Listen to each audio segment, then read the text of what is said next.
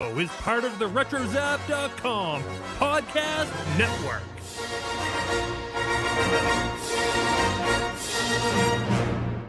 According to legend, since time immemorial, rumors have spread of a shadowy unknown figure appearing on bloody battlefields throughout mythos. The accounts tell of a monstrous black-winged demon wielding dual glowing blades.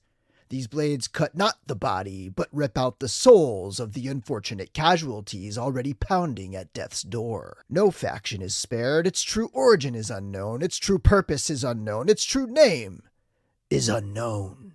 History tomes record a lone victim discovered moments before dying, paralyzed in fear, blind eyes gazing into the eternal void while repeatedly whispering a single word. Adaith. Adaith. A day.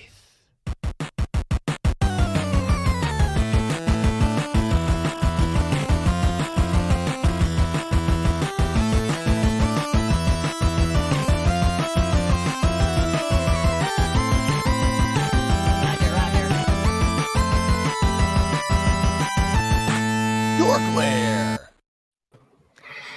Welcome to episode 200 of the DorkLair Collecting Podcast, recorded on Thursday, November 10th, 2022. The spotlight figure this week is the Mythic Legions, Adaith, the Unknown One. My name is Bill. With me, as always, are my co-hosts Chris and Larry.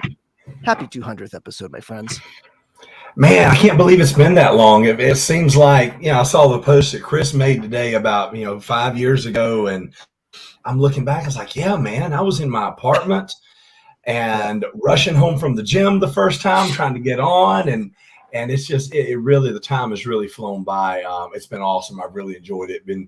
It's been a pleasure to get to know you guys and to interact with everybody that is in the chat and interacts on the pages and everything.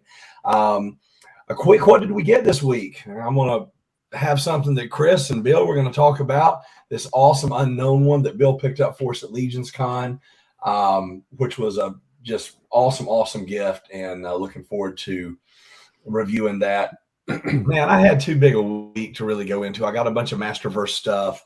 I got a bunch of other odds and ends, but my favorite thing other than this that I got all week was something else that Bill had picked up for me, this ARC Trooper. And I usually don't buy anything outside of the original trilogy, but this thing was just too cool to pass up, and I absolutely love that. So, but I'm looking forward to it. I'm going to shut up because we've got a lot ahead of us. Chris? I went back today and scrolled through the old episodes to find out what was the first one. It was episode 21. Wow. I remember it was, we're reviewing the Last Jedi Kylo Ren figure arts figure, and I remember how much time I spent looking at the figure beforehand, like maybe like an hour. Right. Yeah. And it's like after a couple months, I'm like, oh, I got to open this thing up. We're gonna do something in like 20 minutes.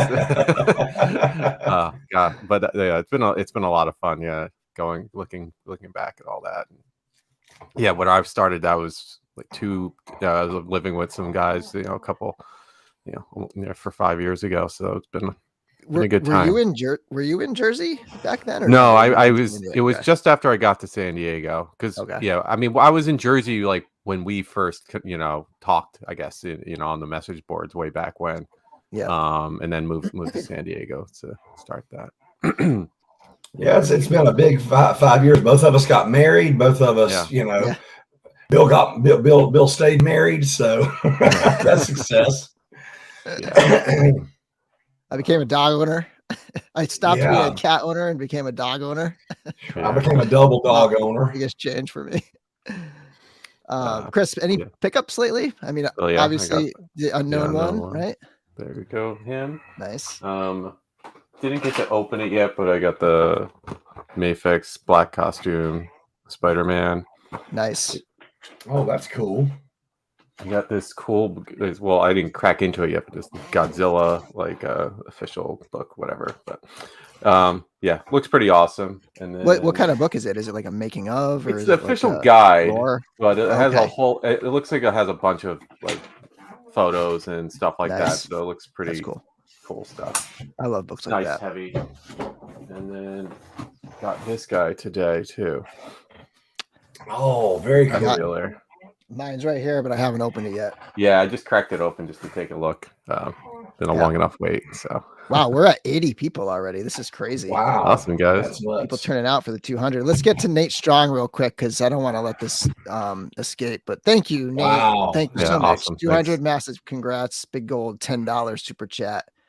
It was so nice to just hang out with Nate at LegionsCon. Just a pleasure. Absolutely.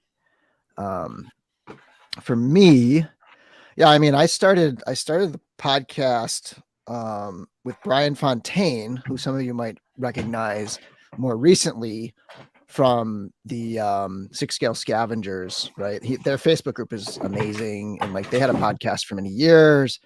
After Brian shifted over when we started. We were doing SH Figure Arts Star Wars, and he and I started the DorkLair. And then he kind of like quickly shifted over to Hot Toys and just like dove headfirst into Hot Toys, and just completely let go of Figure Arts. But yeah, I mean, it was the Figure Arts show, and then eventually, especially when you guys started coming on, and we started just like bringing in lots of other stuff. And Well, that's the whole way I found the show, because I had just really, when I moved up here, I only had those first three. I had Vader, Luke, and Darth Maul. yeah, And I'd had that awful experience with the Black Series. That first time they released a New Hope Luke and a New Hope Leia, and the paint was so awful. I said, you know what? I'm done with this line. I'm going to pay more money. I'm going to get the figure art stuff. And I scoured the internet trying to find a podcast that reviewed figure arts. And you were the only one. And as soon as I found it, I listened to that first According to Legend intro. For the first one you did, I was like, I don't know who this dude is, but I like him. I'm listening to this. I should mention, by the way, that whole intro was a throwback to how I used to record the thing, and that was all before the YouTube days, right? I used to write those myself. This one is obviously just straight up me reading the bio of the unknown one, just for the sake of time. I just like, it's really tough to write like stuff like that. Yeah, they were always involved, and Yeah, pretty fun. Yeah, it's a lot of like just research and work and just like digging in. So yeah, so this one, traditionally I like to call this a throwback episode, and we're trying to like recreate those old days. But that's one thing that just kind of got fudged a little bit because I just didn't have time to write something original. And there's just like not a lot of lore on this particular character, so it's like I might as well go. I'm assuming Jeremy may have wrote that, but I'm not 100%. But it's very well written, so I figured go with that. For me, for recent pickups, it's funny because I've been waiting for the Death Dealer, and 2 figures came in today, and I didn't open the Death Dealer first. I opened this one first. This is the new Mondo Revelations Skeletor. I've not even had a chance to crack mine open yet. Yeah, I realized I could crack 1 or 2 open. And for some reason, this just pulled me in. These are not as involved. Like a Mezco figure, there's so many little parts and things that I was just like, I'm just gonna crack open this beefy figure and just like just pose it up. The joints are awesome on this one. This feels a little different than the original ones. This one feels a little smoother. It does have double elbows too. Oh, wow. Nice. Not that there's like a huge range, but it's better, right? It's anatomically correct. I'll take it. Yeah. And I don't know, just everything just feels better about it and smoother. And I thought the cape was going to be the way it looks like it's just going to be a rigid, stiff, like hard plastic, right? But it's actually fairly soft. Like it's a pretty pliable thing. I do worry because it has that feel of like this black. I feel like this is going to become ashy. You ever have that kind of like vinyl that becomes ashy like that? But the cape comes on and off pretty easily if you take the head off. I really like this figure. If you don't like cell shaded action figures, tongue twister there. If you don't like those, you won't like this. I mean, it's totally that paint style. But if you're okay with that, I think it's I think it's a good one. I like it. Which you have several of the other ones, don't you? I've had pretty much all of them. Yeah, but that's what I kind of thought. scaled back, and I currently just have Merman and Man at Arms, and I sold my He-Man and Skeletor because I knew that those deluxe versions were going to come. Yeah, and yeah, so like how does this one feel in comparison to those? You said the joints were smoother. Does the plastic Smoother feel joints. the same? Yeah, I mean, like the density feels the same, right? Mhm. Like it's just that the joints feel a lot smoother and less, Okay. I don't know, less like scrapey or something. I don't know how to I like describe comparing it. a Figuarts or a Mafex to a Marvel Legends or a G.I. Joe Classified. Kind of, yeah. Okay. Yeah. Mhm. So let's get to some of these. Wow, they're coming in. And then, of course, Trevor with the $10 as well. Happy 200th. I was a little late to the party. Started at episode 112 or so, but it instantly became a staple of my podcast listening. I love hearing like that people were listening. You know, I feel like a lot of people only learned about the DorkLair, understandably so, like because of YouTube, right? And I think a lot of our audience is YouTube, but it's nice to see people who were there for the podcast days. And I know we've kind of neglected that a little bit, right? Like I don't put as much effort into the audio side of it and the actual publication of the audio and stuff, but yeah, it's nice to see that. Thank you, Trevor, so much. And it was, again, likewise, you too, Trevor. It was so nice to hang out at LegionsCon. And then we'll get to Curtis. Again, another friend I got to see at LegionsCon. Congrats on 200. It was awesome hanging with you at LegionsCon, and a pleasure to see you work your magic in the Wolf King Customs breakout session. That was a lot of fun. So, you know, this DorkLair episode, we're not going to get really too much into LegionsCon, but I can briefly talk about that. Like, so Len, who runs Wolf King Customs, his breakout room, essentially Curtis ran it. Like Curtis sort of like hosted this thing, and they had basically like 6 or 7 sort of like experienced pop and swappers, customizers, you know, if you will. And then they had a bunch of like people who have never done it before. And they gave us a little group, like 2 or 3 people. And I got to be one of the, you know, the experts, so to speak. And they gave us a group of 2 or 3 people, and we just taught them how to do pop and swaps. And the crazy thing is like Len is so generous that he just had bins and bins and bins of broken down Mythic Legions figures, custom 3D printed parts, like other fodder type figures, like Lord of the Rings figures. And he just said, go at it. Whatever figure you make, you can keep the parts that are attached to that figure. And it was so cool. It was awesome. Oh, it's awesome. That's cool. And then Mock Symbiont. Excuse me. I like that the pronunciation is there. Thank you. Yeah, DorkLair, nice. yeah. Mock Symbiont. Thank you Mock. so much for the super chat. And let's see if we got some other comments we can go through. I'm a little overwhelmed right now because there's 100 people like that, and there's a lot of comments, and I'm not used to that. So Art, I think I met Art there as well. Great to finally meet you at LegionsCon. Cool. Absolutely, dude. It was such a good event. I'm gonna convince you guys to go next year. I'm gonna find a way to. We definitely need to try to do something where we can have a meetup, whether it's this or SDCC or something, where we can all get together. For sure. Brick something says, I love the Mondo figs. Can't go down that road, but so nice to look at. They are, and it's like a very expensive, very specific line. It is. You know, I wasn't going to go down that rabbit hole until you guys had Steph send me down there, and now I don't want to get out. But fortunately, there are not a ton of releases. It's a quarterly thing, you know, not Battle Cat notwithstanding. So it's not awful, but when it hits, it's an uppercut. But they only come so often. Julie asks, have you guys seen Andor? And I'm all cut up. Did you guys watch last night's Andor yet? I'm like 3 behind. After our trip to we went to Ireland, Scotland, and that kind of screwed us up, and I haven't Yeah. had a chance to catch back up. Yeah, I'm still playing but catch up from I our trip too. I want to say I've seen at least, I can't remember how many, at least Probably 5 seen like probably. 6. Yeah, 5, 6. Yeah, Like that. but I think there's been 9. but I've loved all of them. I mean, I really do enjoy that show a lot. So Me too.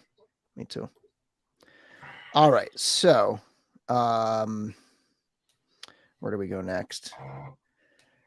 All right, so I think we want to get in. Oh, I wanted to share a couple other pickups. That's right. So because of the con and I have the opportunity to actually share some stuff. I've been so busy since coming back from LegionsCon that I haven't had a lot of chances to like to do a big video of all my hauls or like any of that stuff. So I just wanted to share a few things that I did pick up.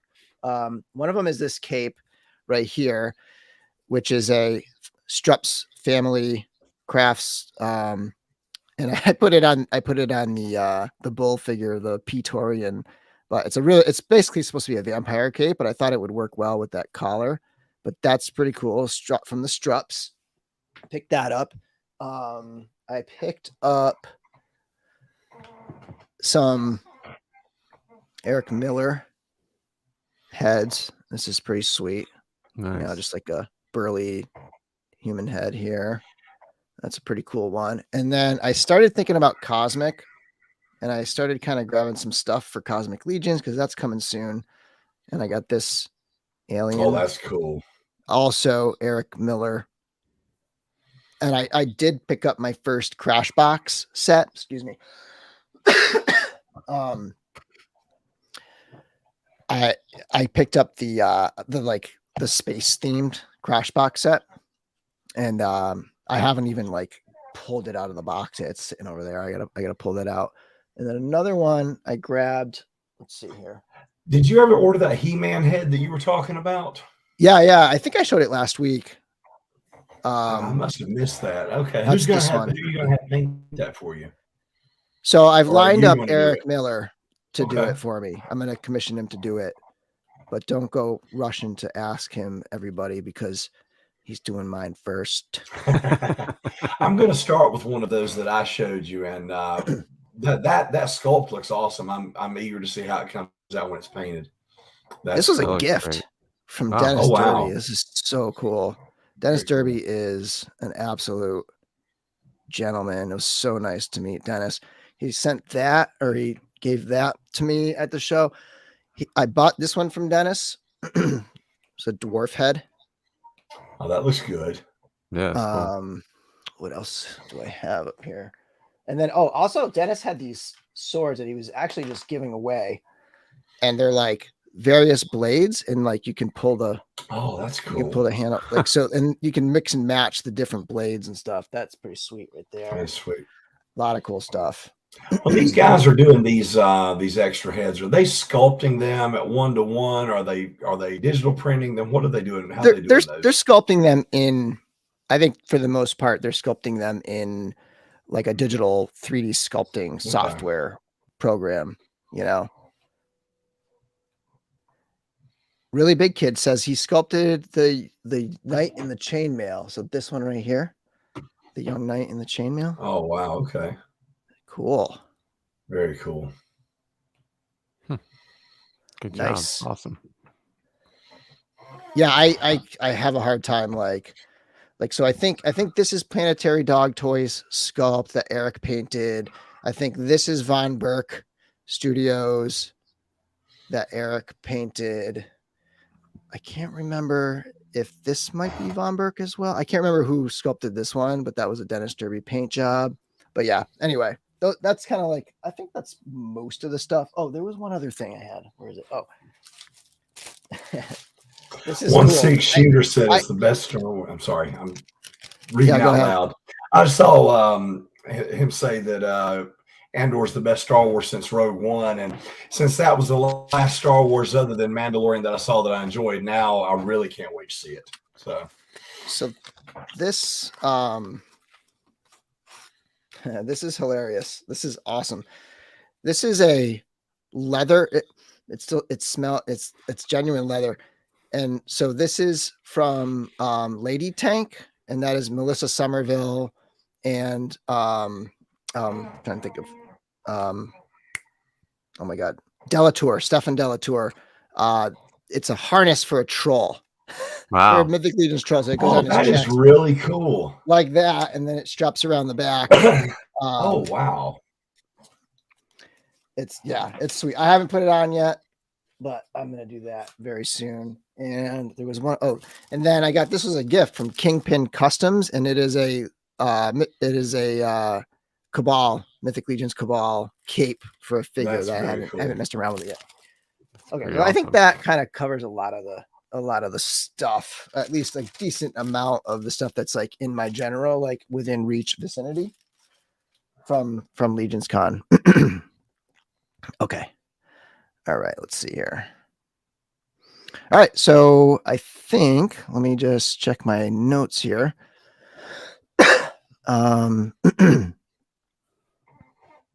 Yeah, okay, let's briefly talk about what's going to happen with giveaways this week. So Forge, oh geez. Okay, so Forge Collection, these guys, and I posted this on social media. I posted it in the Cabal and on our in the DorkLair group. Reynolds, he, like, I just was browsing his booth and he was like, here, take this figure. This is for your next giveaway. It's a custom orc. So I believe it's cool. like the orc builder figure, but it's all custom painted. It's like weathered. It's got all these purple accents all throughout. And then it's got a cape with it. He's like, just take this and just have it be your next giveaway. And That's he's awesome. like, Wow. That's and then really he was cool. like, here, let me grab you a box. And he puts it in this like super nice. Oh, that's like, really wooden, cool. Oh, genuinely, wow. like wooden box. It's got his logo on there. That's nice. It's so nice. So the first giveaway, the live stream giveaway, is for this orc. Okay, we're gonna do that after the Mythic Legions news, and we'll do that using a hashtag in the chat. If you're watching and you don't have like the ability to post to the chat, like you probably need to like log into a YouTube account and be able to post in the chat if you want to be entered to win. So that's that. So we're going to give that away. And we have another giveaway. And I think he showed up. He said he was going to be late, but I think he's here. David Clown Baby. Do we have, I think we're falling back. Sorry. We are falling behind on super chats.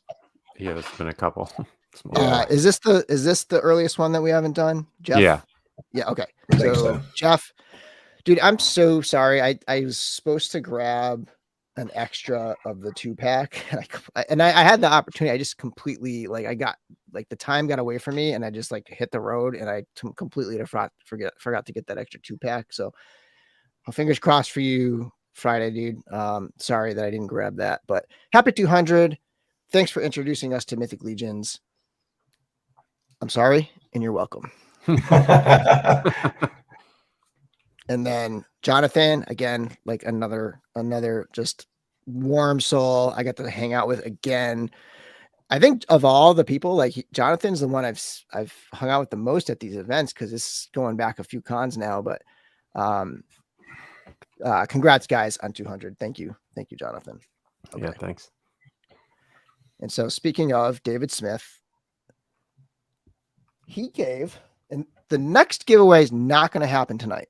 Okay. I'm just going to preview what it's going to be. The next giveaway is for the listeners.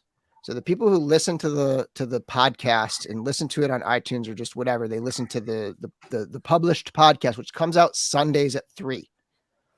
Those folks are going to have an opportunity to win something donated by David. And that is this Multiverse Bane.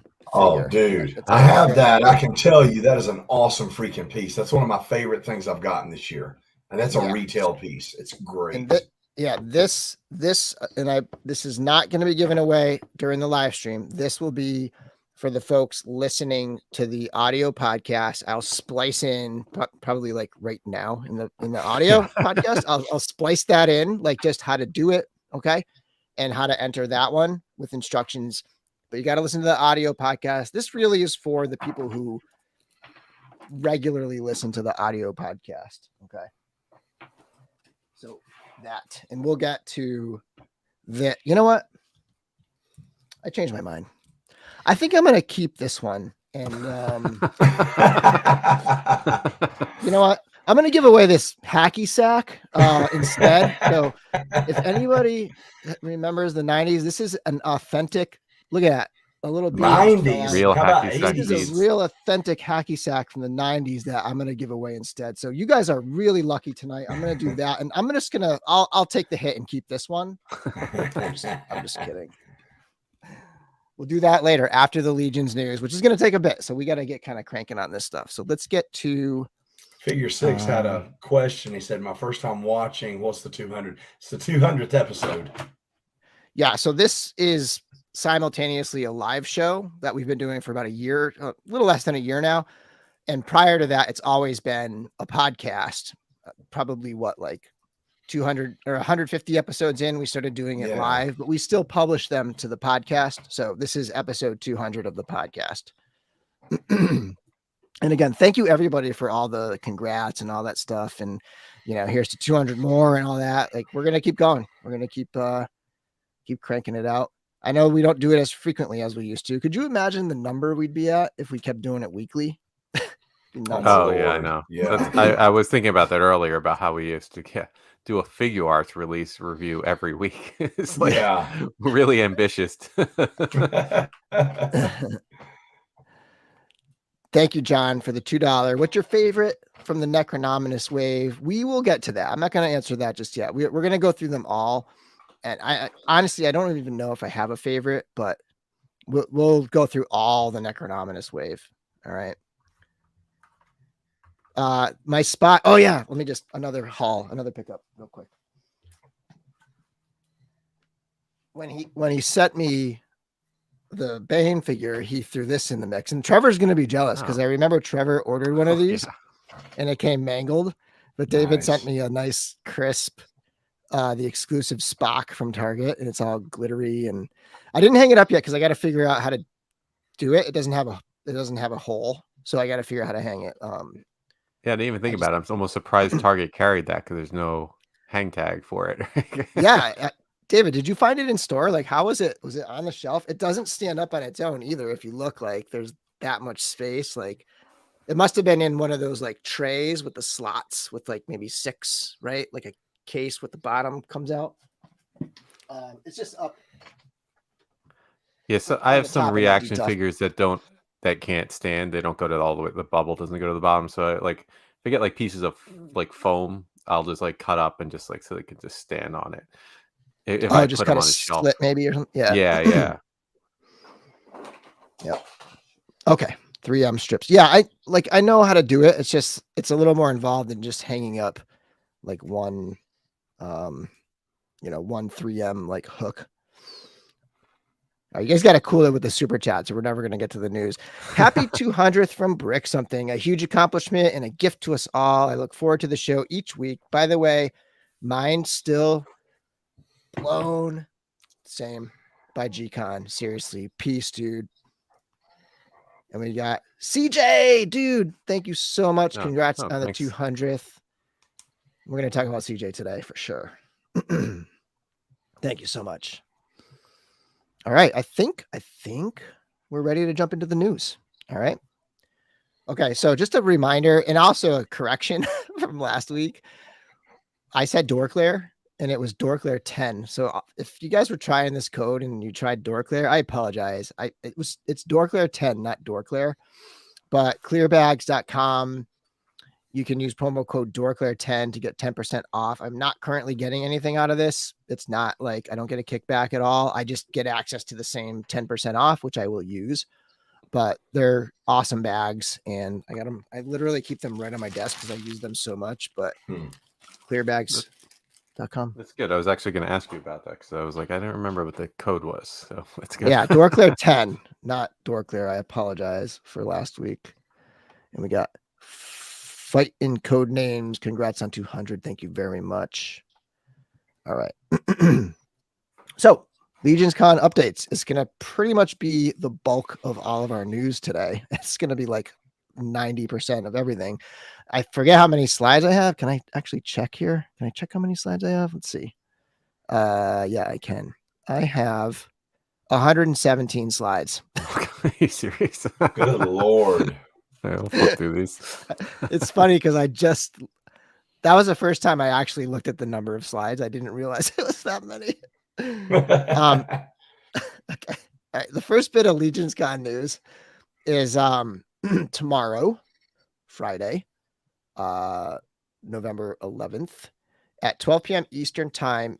Those of you who did not go to LegionsCon will have a chance to pick up this set, or both sets. So you have the two LegionsCon exclusive sets, Adaith, the Unknown One, which is the feature figure this week on the episode, and the Furious 4 2-pack. So don't let the name confuse you. It's a 2-pack that among the two figures, you can configure them into the 4 different characters, but you only get it's the 2 figures.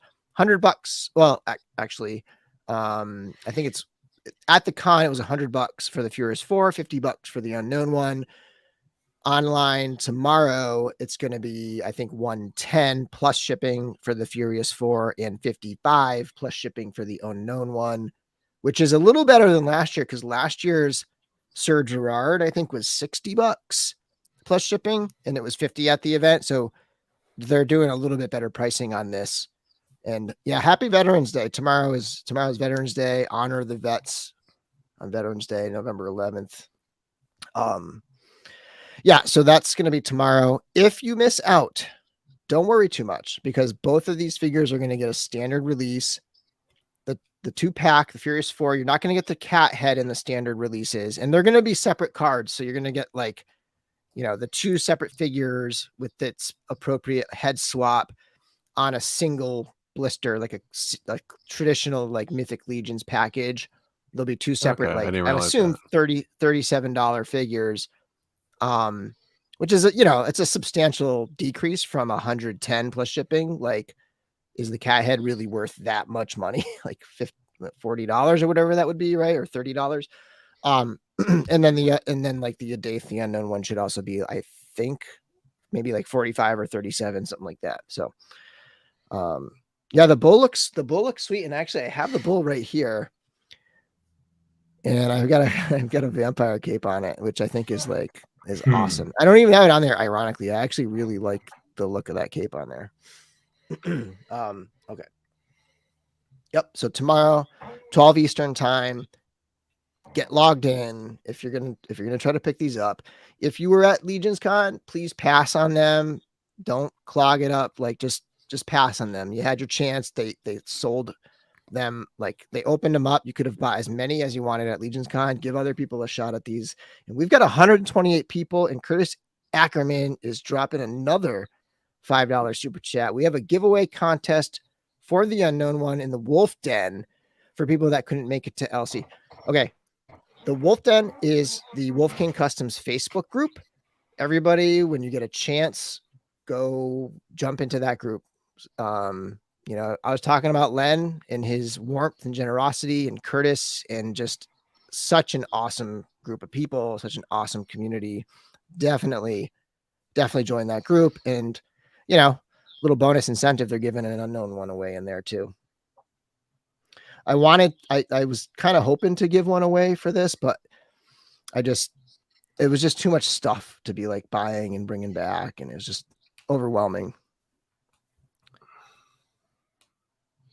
Yeah, they had more than enough at LegionsCon. Hopefully it won't be like a 3-second sellout, and it'll be, maybe 15 minutes or something, and people will be relaxed about it. But yeah, who knows what's going to happen? It's hard to tell. And it's the Legion shop, right? It's not like Store Horse. That's right. It is Legion's shop. So some people probably going to have to create an account. Legion's shop, get in there, not the Store Horseman. Good call. Yeah, Simone. By the way, we got something special coming from Simone. He was in the first day line on, what was it, Simone, 6:15 a.m. we got in that line. We got in around the same time, and we were sitting around the same spot in line waiting for 9 a.m. for it to open. And it was just a lot of fun chatting And Toy Bro was with us in that line, like right in that same little area. And it was just it was a great time. That's one of the things. It's like everybody's like thinking about the line and like how long of a wait it is. And I know some people waited like 5 hours, and that's like a bridge too far, I guess, if you will. But like, waiting that morning was a lot of fun. And we got a little something cooking in the works from Simone. It's going to be coming soon for the DorkLair. Cool. Absolute cool. Whirlwind of a weekend. Totally. All right. So I think any other thoughts on these? Larry, are you gonna, or Chris, are you gonna try to grab the Furious 4? I'm gonna I'll try probably give it a for them. shot. That's what I was doing here, was making a note for myself. So yeah, I'm gonna give it a shot. They're awesome. I did my review yesterday. They're so good. So awesome. Okay, Death Knight was right behind Toy Bro. It was cool to spend hours in line chatting with Toy Bro and DorkLair. Nice. That was you. Okay, cool. Sweet. Like, how long? Just one quick thing. Like, how long? Yeah. What time did you get in line, and like, how long did that take you to go through for those in the morning? So on Saturday, the first day, I got in line at like 6:15, and the doors opened. So we sat there until 9, right? And then the doors opened at 9, and it took a little while for the line to even start moving. I think there was some issue because it just didn't move for a solid half hour. And then it was like another 30 to 45. Yes, Simone's got it. We didn't get in till 10:30. And like, so I went through the line, I shopped a little bit, and then I went right up to the room to review the Unknown one, to do my video review. And like, it was like 11 o'clock before I was able to get to my room. So yeah, it was a while. And then, but like behind us, the line went all the way out. We were probably 60, 65 people back from the front of the line. Uh-huh. The line behind us was 100 plus people. Wow. And some people waited 5, 6, 7 hours. They waited all day. Wow. Day 2, they changed it. So day 1, you had to work your way through the 4 horsemen table, where you had to, you would be browsing because there was a large selection of figures, and then buy the exclusives. And what they did day 2 was they fully pulled the exclusives out into the lobby, because that's an easy one. You just buy your 2 and go. Everybody buys 2 and goes. So that line burned real quick. And it just was a lot different on day 2. Cool. I'm trying to find out what Braku said here. Braku got in line at 4:30. I was like 26ish in line. Okay. Wow. So I'm glad I waited, because I wasn't like that much further back than that, right? Yeah. Some people were in line at 4:30 p.m. the day before, because there was a preview night, and everybody, there was. There was. Oh, I didn't realize that. Not a preview night. It was like the setup night for the vendors, and like, I weaseled my way in there, but even though I wasn't a vendor, but yeah, like there was a lot of people milling about the convention hall. I'm sure. The lobby, and there was people already like camping out 4 p.m. the day before. Yeah. And that was in a hotel, right? So like a lot of people were staying in that hotel, so it's like they had nothing else to do, Yeah. I was staying in that hotel as well. Nice. All right. Okay, we gotta start getting through this continue. stuff. Sorry. Nate, what's up, dude? It was so nice hanging out with Nate. Okay.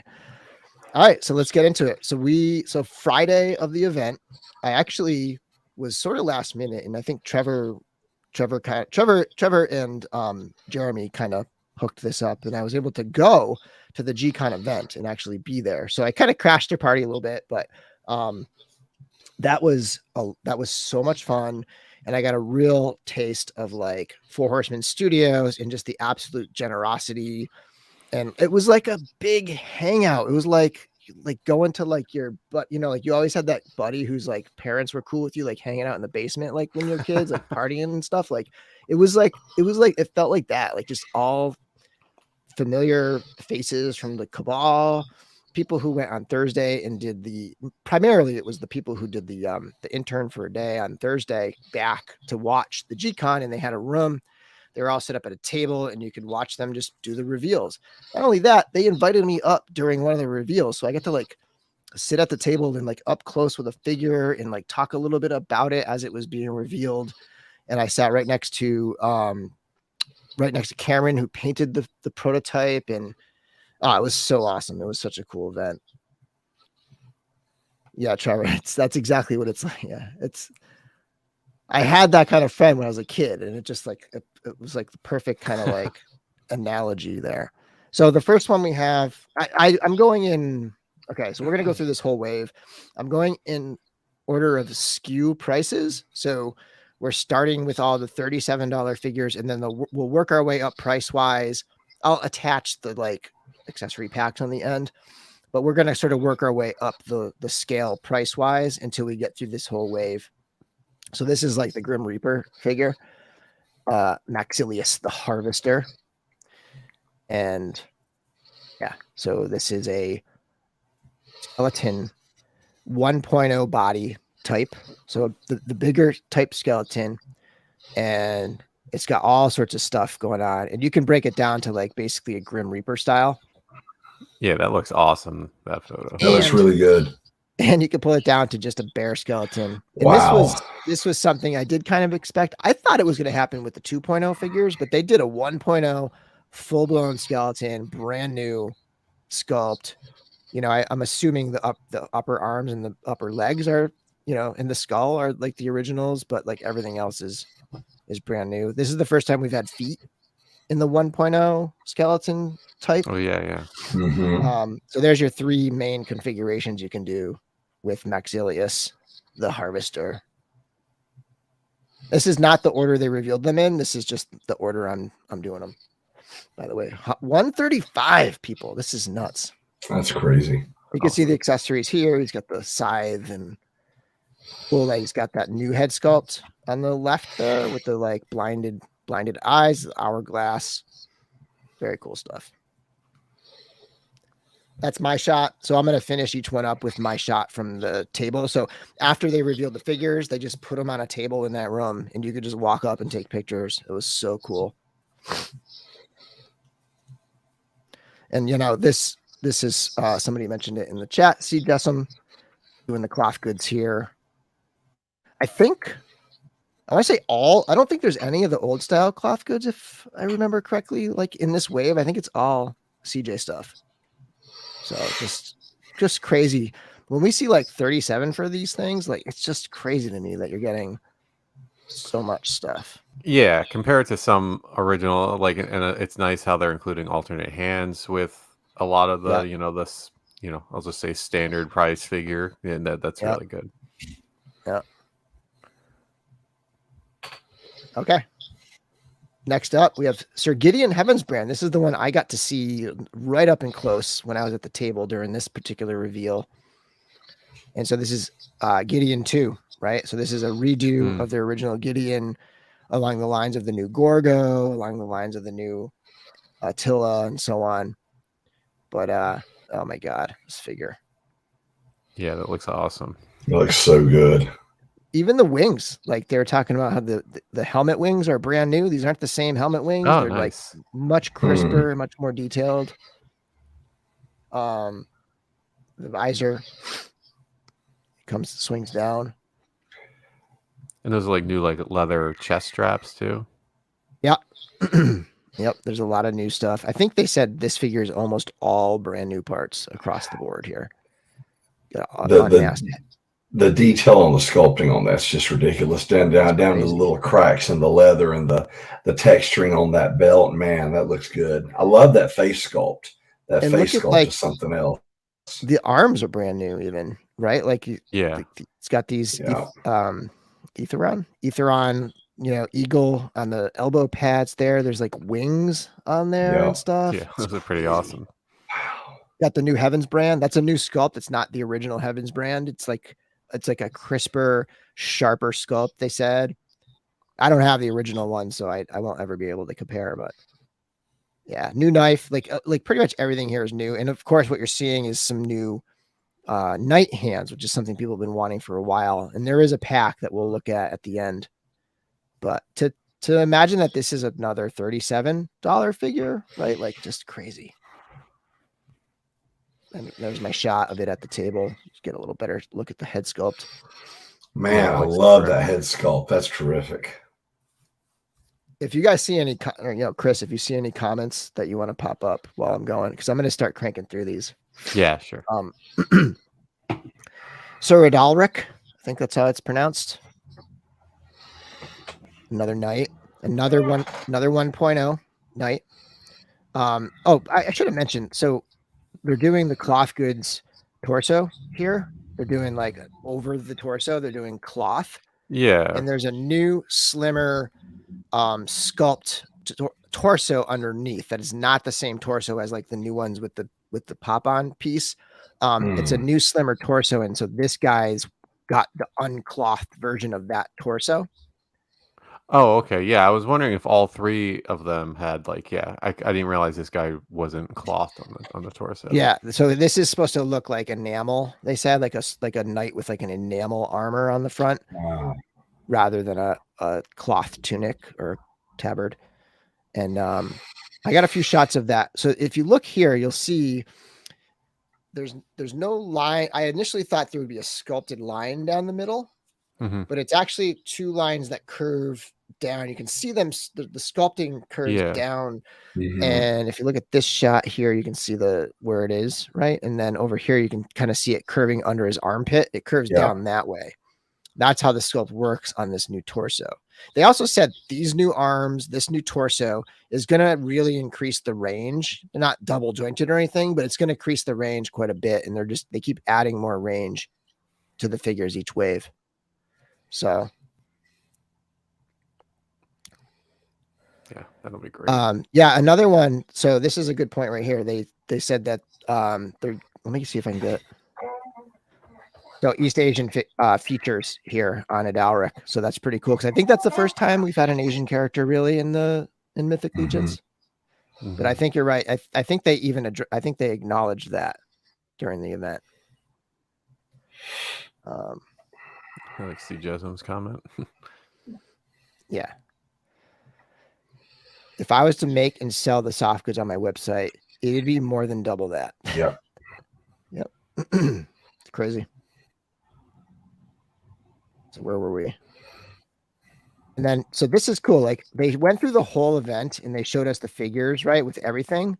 And then at the end of the event, they showed 4 skulls and they said, oh, by the way, we're going to throw in skulls with 4 of the Aetheron figures. And so this is the skull head that's going to come with Adalric. It's so awesome.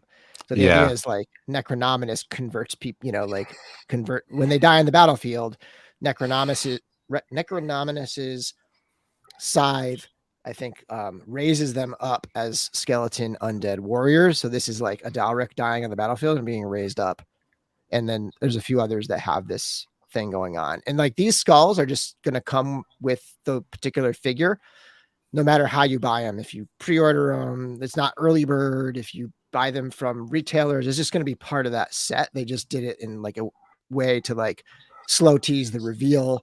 Some of the photos, like I think on the Source Horseman site, they might not show them, or I don't know. Some of the photos might not show them, but they're coming with the figures. Yeah, that's awesome. Because then I think every single figure has 2 heads too. Like it's not. Yeah. Yeah, these are really full-featured $37 figures. Yeah.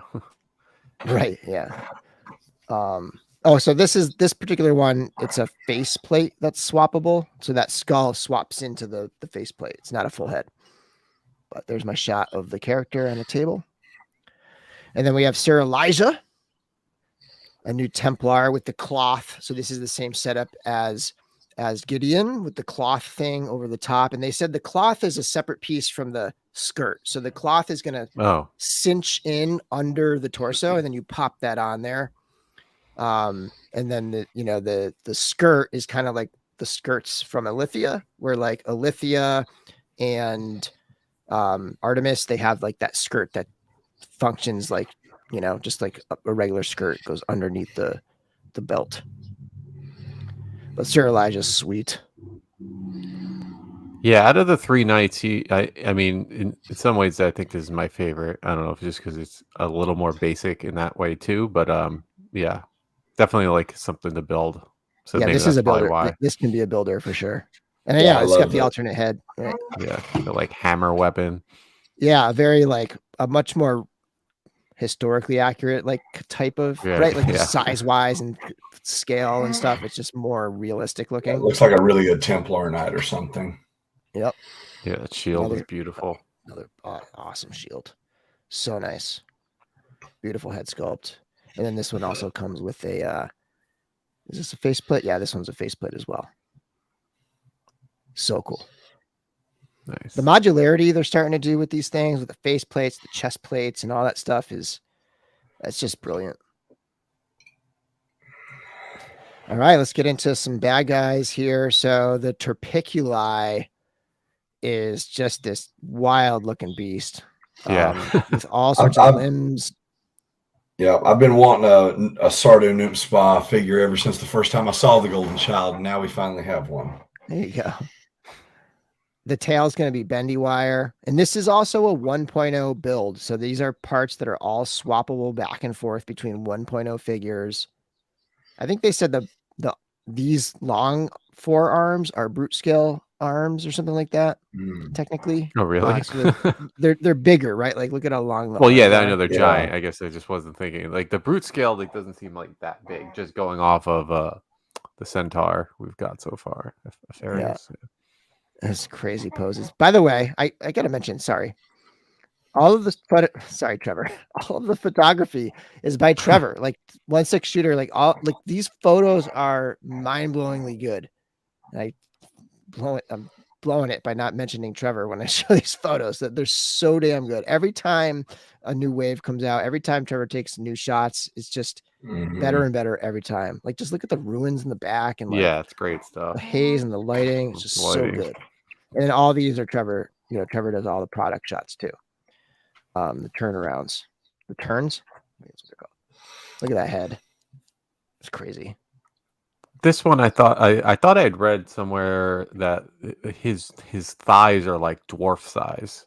Yes. Yeah, he has. So it's a shorter thighs. Yeah. Yeah. So we're looking at essentially a dwarf skeleton. If you take, those extremely long arms.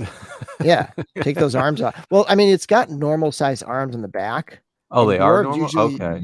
And dwarves usually use normal sized arms, right? I think so. Like, yeah. I mean, they have the gauntlets. One piece. They have the gauntlets that shorten them, but yeah. Okay, I totally didn't realize that the arms in the back. Yeah.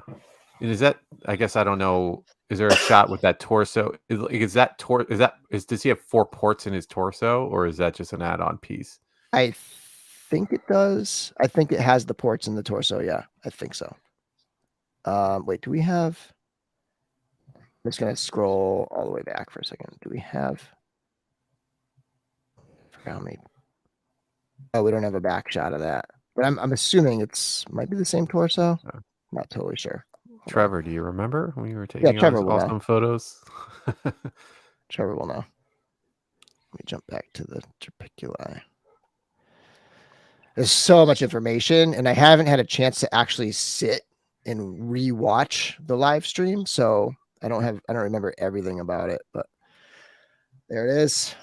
And there's the live shot, and then the next one is Belualith, a ghoul, sort of the first ghoul, I think, really. Yeah. And she's just loaded with. Oh, the price $45 for Terpiculi.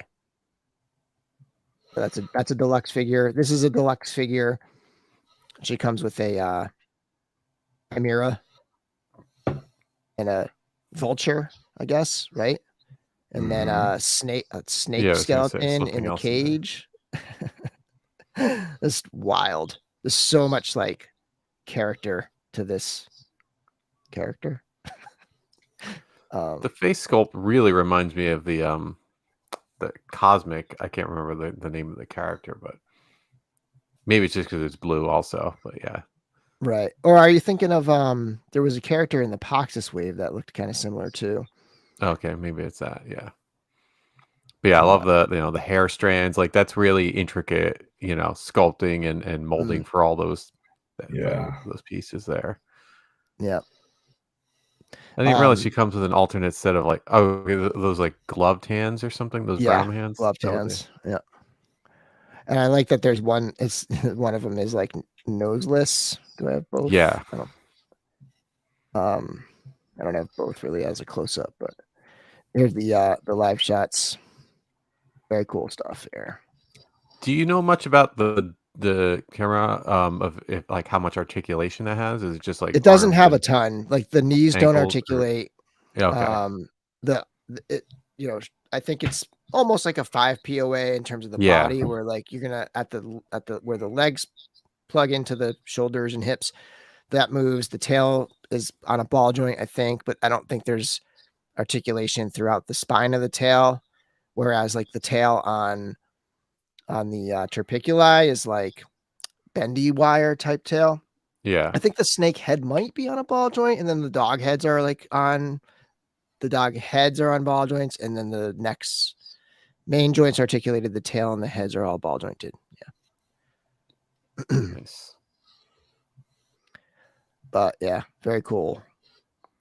Sweet thing. I mean, $50 like for all that is incredible. Yeah. There's a lot of parts in there. Yeah, And this is a lot of 2.0. sculpting. Yeah, like if people can't tell, this is a 2.0. I mean, this has the classic 2.0 torso. You can see it right there. It's a lot. The body of this figure is not really anything new. It's just all the stuff around it that's just got a ton of new stuff.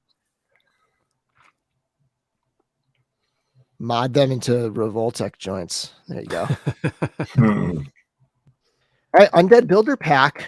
This is the first deluxe pack, I think, like this kind of builder pack since the game figures, right? The 2 game figures, which aren't out yet, but it's a little bit of a different style because this one actually has swap out arms and legs, right? Like, so you're gonna get the figure itself, the torso, the gauntlets, the greaves, the lower legs, and then you can swap out everything else. Everything else is swappable. The multiple heads, multiple arms, multiple upper legs. And one of them is, it looks to me like it's the Poxus figure, like those arms from Poxus. And then I imagine these legs are new, I think. Oh, okay, yeah. But Poxus had that like zombie kind of like undead flesh arms. So I think that's that. And then you have a translucent one too. Yeah, almost blue Hagnon. Yep. Colin's happy with this one for sure. And then so I think one thing they need to do, there's all the heads, right? There's the 4 looks you can kind of do. It's one body and you can swap out these 4 looks. One thing they need to do is take another picture where it shows the arm, I guess the extra arms maybe and legs on this shot, right? Like, or just a picture with everything you get, just I see what you mean. Yeah. One of each of everything you get, like in the shot, so people really understand what's coming with it. But lots of hands too. Like they look like yeah, that's pretty sweet. 4 sets per figure, at least. Yeah, 4 sets per figure. Yeah, per color, whatever you want to call it. Yeah. This is awesome. I love, like, this is what, and similar to like the Furious 4-pack, like this to me is what Legions is all about. It's all about those kits where you can just customize and just right out of the box, just make a whole different bunch of looks. And here we have, so again, we're climbing. So those were 55 and we're climbing up the ladder of pricing, continuing to climb up. I think this is 60. Look at that shot, by the way. That's incredible. So sick. Floating. I mean, and these are prototypes. Like he has to like maneuver these very fragile prototypes into these crazy positions. So cool. Crazy cloth goods on this one, CJ. Like there's just so much going on with the cloth. And this is a 1.0 style figure. I thought I'd zoom in on the back of the head. So much Skulls detail everywhere. in the sculpting. Yeah, it's nuts. So Necronominus's kids are Malleus, Brother Mandibulus, and the female, I can't think of, Morgulith. And then I guess also, what's her name? The Bellulith might be also a daughter or something like that, Oh, like really? added. But I'm assuming that kind of like the 3 kids in the back. Family Look picture. at all the sculpting detail throughout this thing. It's crazy. I know we haven't gotten to it yet, but this is easily my favorite of the line. Yeah, I'm not all in on Legions like you guys are, but I'm definitely getting this one. That's And just by the way, so ridiculous. yeah. The wings are brand new. These are not the same skeleton wings. These have a bunch more articulation. They're much bigger. Cool. Yeah, these are new skeletal wings. I don't know. For some reason, I just thought of from the Goonies when they play that like skeleton piano. Right. And that one thing. It's just like that picture just reminds me of that. Someone else pointed out like the skeleton, like from the Masters of the Universe movie, the Skeletor God version, yeah, like the powered up version of Skeletor, like vibes from that, which they've sculpted one of those, right? Because totally. they did You're talking about from the movie. Yeah, from the Masters of the Universe. Yeah. They did. Yeah, these guys did one for the William Stout collection that came out last year, the year before, and they're actually getting ready to do another one in the Masterverse line. But yeah, that's definite vibes there. Yeah, it really does. It really does. Happy 200th. Thank you, Braku. Caught onto the show via YouTube and love the content. Great group to talk toys with. And I got to meet Braku very briefly. I wish we had a little more time to hang out, but awesome meeting you, man. So sweet. This took quite some time to plan out. Most elaborate piece we made. Yeah, man. Like this is like this. Where is it? This shot right here. All that stuff. There's just so many layers of everything going into that between the sculpt and the cloth and the accessories and just those pictures of this. I can't wait to get this in hand. It just blows my mind. It looks so good. I wish I had another. Do I have another pic? I don't know if you can see the scythe, but it's got a picture. It's got a sculpture of another little Necronominus holding another little scythe, like in the in the sculpture. I don't have a good shot of it here, but you can kind of see. Yeah, you can see it right there. Yeah. Wow. Oh, I see that. That's his crazy. scythe comes to the other side in this picture, right? Yeah. And then so $60 for Necronominus, which again, I think that price is amazing. I think the prices on all of this stuff is awesome. Conibus, not cannabis. Conibus proved me wrong. This one, I did a predictions video, and a lot of them, were fairly accurate, but this one I was way off because I actively predicted as my number one prediction that they would not do a full skeletal horse. I predicted that they would do a horse that had some skeletal parts, that had maybe some skeletal armor, but I was really shocked that they did it because it just seemed like there wasn't a ton of application. But then they announced the All-Stars 6 Plus, where they're going to have, like they had last year, where they had like not a Lithia, but Xylona theme in that All-Stars 5 Plus. The All-Stars 6 Plus is going to have a Necronominus theme. So my new prediction is we're going to see this horse again in that wave, but it'll be like more of like a builder or something. Yeah, I was very surprised at that too. At this too. So cool. It's wild. Look at that thing. This shot, I love this angle. Like you just really get to see what you're looking at here. That's freaking awesome. It's just top to bottom, brand new. Like everything about it is new. Look at that. I love it. It's not just the detail that goes into the skeleton and the bone parts. I mean, it's the dressing, like the bridle there, the skull on the bridle, and like you were talking about the scythe on Necronominus. It's an amazing. It's like the little cats in the battle cat that we saw from Mondo week before last. It's that kind of thing that I can't believe that's only $65. That blows my mind a little bit. That's right.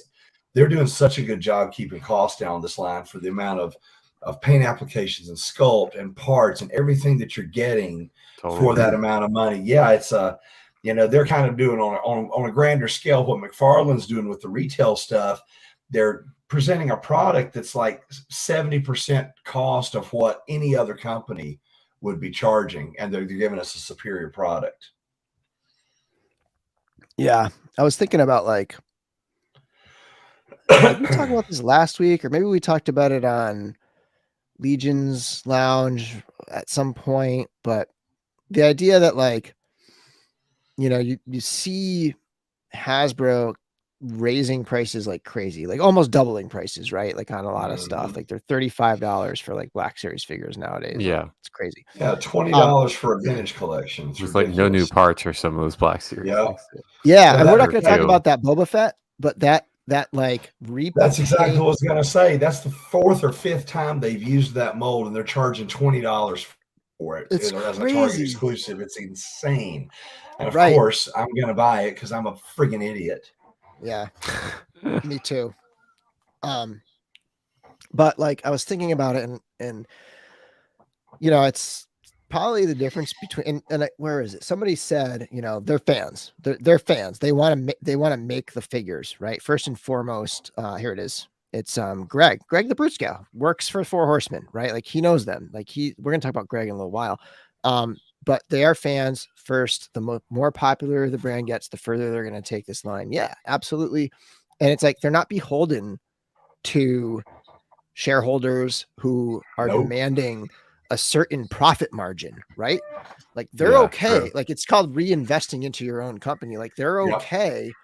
Like earning that profit on spreading it out across a number of figures. Like just the bigger the production goes, the more they're going to profit. Like that way, they don't have to have these crazy margins because they're not beholden to shareholders, right? Like it's a big difference. They're not having to offset the price for some overpriced license. Yeah, well, Joe just said it as I was saying it. Exactly. Yep. I mean, you've got the more, and this is a tangent, but the more fans that are becoming disillusioned with what's going on with Star Wars and what's going on with Marvel, the Hasbro's going to get less return on their investment. We're already seeing it, and that's why they're increasing prices.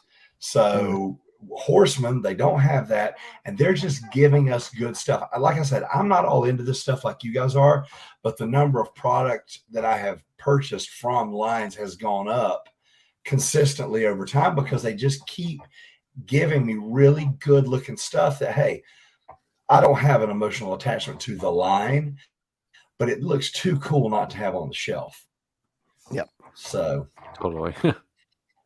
And then the other horse, another prediction. And now this was when I nailed it. Like I was like, they're going to do a white heroic horse, right? Like I, you know what though? I can't really like gloat about my predictions because I feel like they were all very obvious things, right? Like there's not like a lot of reach going on with my predictions, right?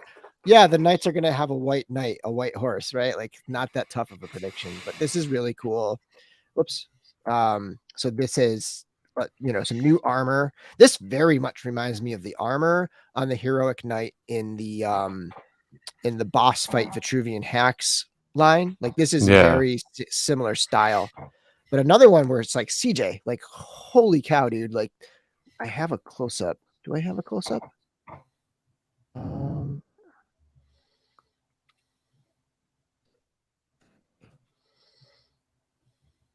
There it is. Wow. That right there, like the cloth, like the layering of cloth goods on this is nuts. And again, look for $65, that's sick. And this is a good point from Art. Like seeing Bishop in person sealed the deal even more. Absolutely. And they do have the main with it. Like the alternate. So you can totally take all that gear off and you just have a white horse. Oh, it comes with a lance too. That's huge, cool. long lance. So you can go from Bishop to Shadow Faction, just a quick change. Yeah, let me just go back here for 1 second because I want to sit on Trevor's shot again. This is the same, so that it's the same shot as the earlier close-up I had of Gideon, but this is really appreciate that like zoom out of it, the colors. And that's the alternate head right there. Yeah, that's So pretty this one cool. comes with the alternate skull. That's Sick. nuts. That is so awesome. I'm assuming it's like very similar to the. It's got like that thing where like the mouth has almost like this separate like kind of like thing there. Like it's very similar to the Equijon heads, but just without the armor piece over the top. Mm-hmm. Yeah, right here. If you could score the comparison in armor for a horse for 65, you'd get a bargain. Getting the horse too is insane. Yeah. Yeah, it's a terrific figure. Even just the lance. Yeah. And speaking of Greg the Brute Scale, we have the Brute Scale Greg.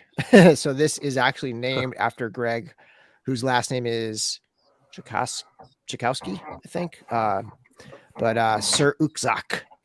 And it is a fully armored, not brute scale. This is ogre scale, but it's a fully armored ogre scale figure, which is just, I kind of was thinking they would do something like give us more parts, but like to go fully armored is nuts.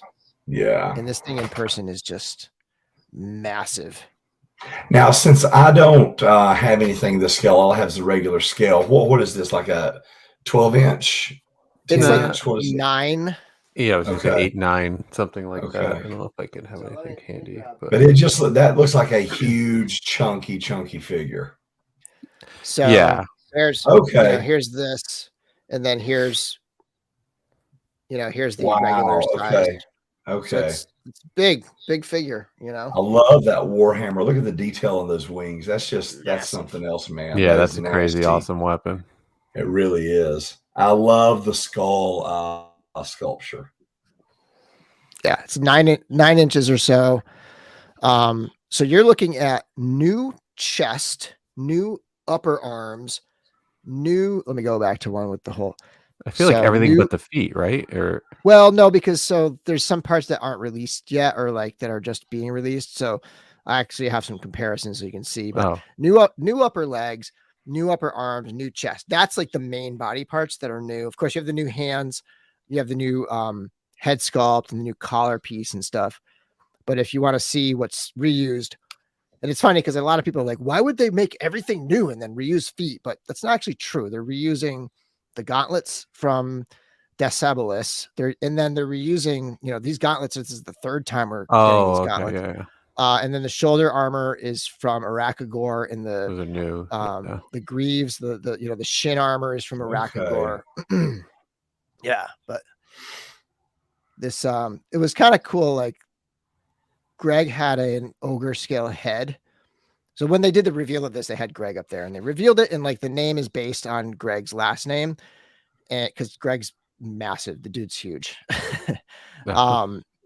And they revealed it, and like he had a head sculpt, an ogre scale head sculpt of himself, and then he popped it on they put it on the figure. I wish I had a picture of that. I don't. Oh, that's cool. But yeah. Oh, the skirt is also, I had to use a back shot because the skirt is also from Arakagor. Okay. Or the belt, right? But stuff we at least don't have in hand yet. Yeah. Right. And just the fact that it's like you could take that armored arm and just like do like a one arm, one pauldron arm on like the half giant or something like it. I can't wait because we've really just had one figure this whole time of ogre scale, and now we have swappable like sculpts, not just swappable parts, but swappable sculpts to go with it. So bringing these into that swappability realm with this. Yeah, it looks awesome. My one small disappointment is when I first saw it, I thought it was a dwarf figure. Like I just, because they didn't have any scale reference, I just saw it. I'm like, oh wow, an awesome top to bottom new dwarf. Right. Like, no. I love the ogre scale though. I'm very happy we're getting like so many new parts for that, just to expand that, because it's been mostly like just brute looking guys. So even though it's not the brute scale, but you know what I mean. Yeah, that was another prediction I had that did not come true. Because there's a dwarf in this. Sir Valgard is a dwarf in this faction, and I was like convinced, because we haven't really had many dwarfs at all lately. So I was very much convinced we'd see a dwarf. But like they said, they're doing Necronominus theme for the All-Star Yeah. 6. So I could see that happening then too. And so that's it for the figures. And then we have 3 accessory packs: skeleton hand and feet pack, knight hand and feet pack, and you get the 3 colors. So cool to get 3 different colors like that. All in one pack, right? Or I guess there's no feet for the knight pack, but you don't need them because they already have them. Yeah. But the knight hands pack, and then you have the knight weapons pack. So, and that's great because those are all I think they're all brand new. I'm not sure about the sword with the sheath, but I think everything else is brand new. And that sword in the sheath might also be new. It's hard for me to tell from this picture. Somebody in the comments knows. Yeah, I don't have any particular figures already that have sheaths like that. I don't know if there is one sheath, yeah. Okay. But yeah, it's not with a lot of figures. And so when you add all that up, it comes to 601. If you do the all in, it's $560. So pretty awesome deal right there. $41 off to do the all in. I'm absolutely doing an all in on this one for sure. And then the other SKU, the other product is the 2-pack, which does not come with the all-in. So when you get the all-in, you get Necronominus and you get Conibus in separate boxes. If you want the 2-pack, which they've been doing for all of these waves, you order this extra, you order this separately. This is how you want to order it. If you want the 2-pack, which is really only something anybody should want if they want to have a nice sealed, cool collector piece, like a sealed product. Like, because otherwise, I mean, it is a little discount if you were going to just buy the 2. Yeah. Because it's 65 and wait, what is it? Yeah, it saves you about $15. I mean, I'm thinking for myself, 65, right? Yeah, 125. So you're saving about 15 bucks. And that's actually what I was thinking.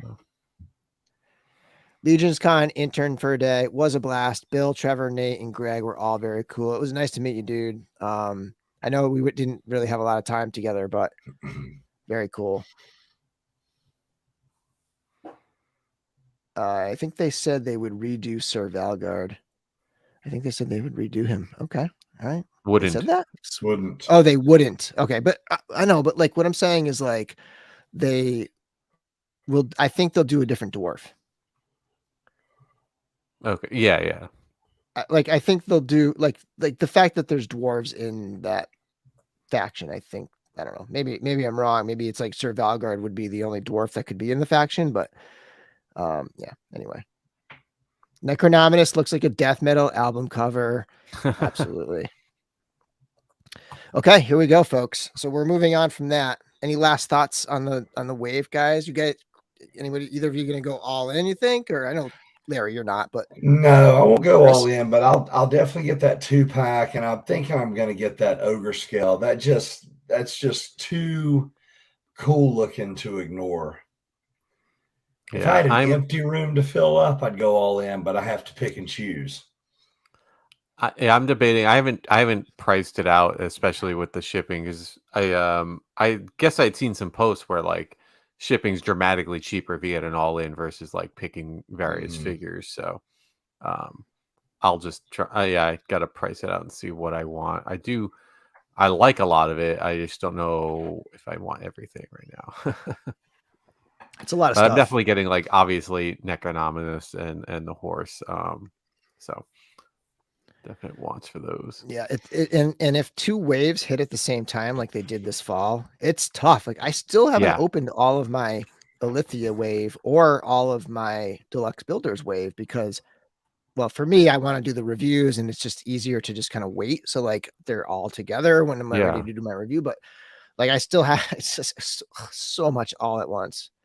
Yeah, it was like maybe 3 weeks or a month between the Alithia and then the builder wave, which I really haven't cracked anything open for it yet either. Yeah. This is an interesting question. Am I the only one kind of miffed that we still don't have a current style armored hand pack? And with the new style coming, we may not ever get them. I think you're right. I think we won't get that style in a hand pack.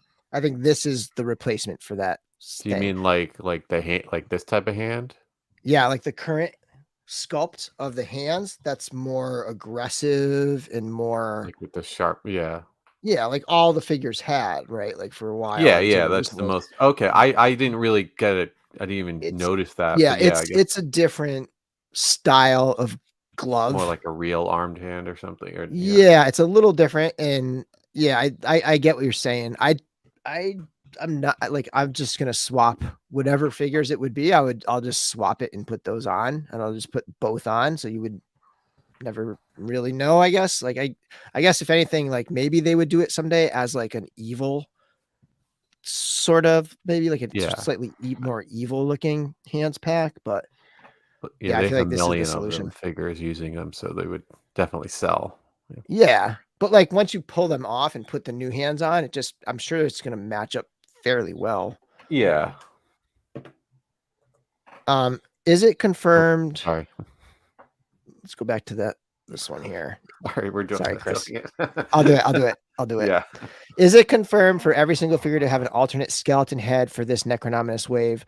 I don't think Gideon Heavensbrand has an alternate Yeah, skeleton. because he has 2 heads already. Yeah. And I think like, that means he doesn't die on the battlefield, right? Like everyone Yeah, else that's has to true. die and story wise for them to get the Yeah. skeleton head. So I think that maybe plays out that way. That's the lore.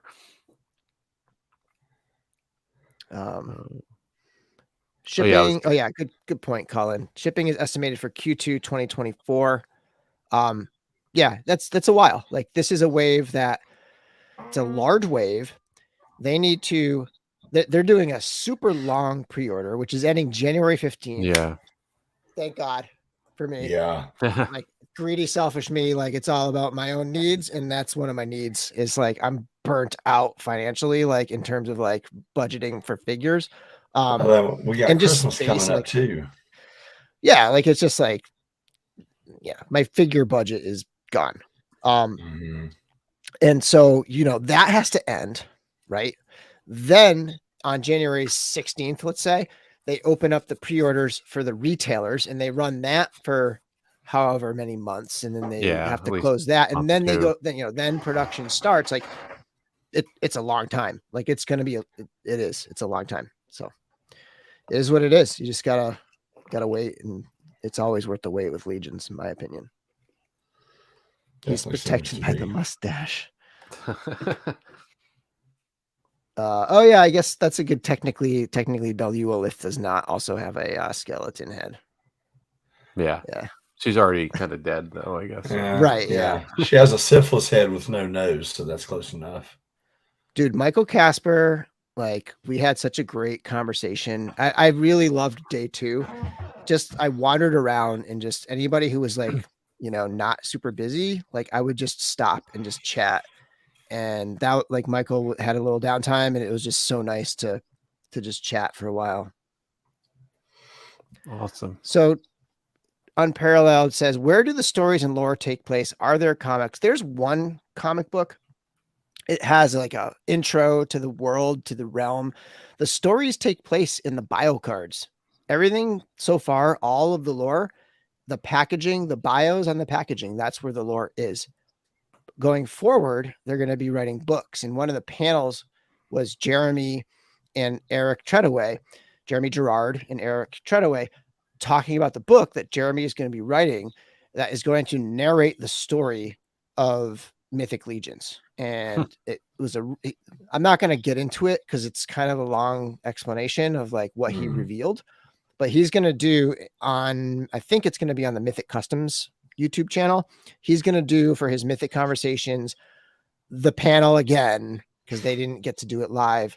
He's going to do it again. He's going to talk all about it and read some chapters and reveal what it's going to be. You're going to have artwork by Nate Bart. You're going to have artwork by Trevor Williams, 1/6 shooter, interwoven with the story. It's going to be a big picture book type thing. They gave the Harry Potter, the illustrated big wide Harry Potter books as an example. So yeah, I mean, if you want to dive into the lore, you got to read the bios. Just go to Source Horseman and go to any figure and start reading bios. But that's kind of how it is right now. I would definitely love to see more comics at some point. It would be awesome. It's nice to have all the bios and everything available on Source Horseman, so they, anyone Yeah. could just catch up on whatever. It's like you don't have to buy a $300 figure to read what happened to them or Yeah, something. right. What's going on. And best action figure website out there. Period. Yes, It's totally. so good. Okay, so after Thanksgiving, he'll discuss the book. Just know Awesome. this. It's gonna be like I think 8 or so chapters of like history of the world. Almost like if you kind of relate it to like maybe like Silmarillion or Yes, I was gonna say, yeah. something like that, where it's not straight like present tense narrative, or not present tense, but like, like current timeline narrative. It's like Then writing it like a after- history book of, Right. if someone was writing the history book of Mythos in Mythos, right? And then after about 8 chapters, it's going to jump into like the narrative present, and it's going to be at the convocation of what is it called? The Covenant of Shadows, where they come up with the plan. They gather to come up with the plan to summon the great, the horsemen back into the realm. And that's where it's going to start to be like dialogue and like the present narrative of the conversation. So let's see, Chris, just give them all a chance. It's a friend of mine. Inside joke. Okay. Thanks, Daruni. Thank you. Collection of my thoughts. Daruni, $10. Thanks, dude. It's a girl. Thank you, Daruni. Sorry. Do that. Okay. Then I want to say thank you. So I'm going to run through these, and I got to go full screen because it's too small. So Marco, Mr. A, Braku, Wade, Raymond. By the way, Wade, 5 for 5, right? 5 for 5, right? So $5 for 5K, 5 for 5. So is it 200 for 200 this week, or no? Raymond, 1/6 shooter, the badass reviews, Carlos, Jeff, Brick something, and a lot of these people I got to meet. Oh, so nice to meet last weekend. Brick something, Nate, Hedgehog. Thank you all. Okay, I got to pull this down, and we're gonna do our giveaway. I apologize. It's like an hour and a half in, and we're just doing the giveaway. So let me minimize that. Let me remove that from the stream, and we are going to give away this custom figure, and that is courtesy of the Forge Collection. And I want to thank the Forge Collection, and we are going to open up the giveaway tool with a hashtag, and I'm going to start collecting, and the hashtag is, you might have guessed, the Forge Collection. So everybody, again, we're giving away this figure right here, custom orc from the Forge Collection with that weathered armor and the purple and the cape. It's a beautiful figure. It's really nice. And the Forge Collection, get it spelled all right. Long just one. Do me a favor. I put in the description below, I put the link to the Forge Collection's Instagram. If you use Instagram, take a minute right now. We have 156 people. I would love it if like 100 people right now just went and just subscribed or followed, I should say, the Forge Collection on IG. Like, seriously, go do it. Yeah, Forge Collection. Here we go. Let's get them numbers in. We're not going to wait too long because we need to do a review tonight. Yeah. Good luck, everybody. We haven't done a live review ever, have we? Like all No. three of us? I don't think so. No. It'd be interesting. Yeah, we'll be fine. Give it another minute, and I'll pull this up here. The Forge Collection. We got 82 entries here. At 9:59, I'm going to spin. Actually, not at 10 o'clock even, I'm going to spin. It just flipped to 9:59 when I was saying it. So let's see. Can we get 100 entries? 89. There's 160 of you. I would hope we get more than half of people wanting a custom figure And because no one owns it. It's not like it's like I own that guy. I'm not gonna. right. I don't need to. Yeah. No, it's beautiful custom. It's awesome. Yeah. And then, by the way, if you are interested in winning this, you're gonna have to listen to the podcast. So this is the Bane figure. And you're gonna listen to get that. All right, we're almost ready to spin this wheel. Good luck to everyone from Puppyplex.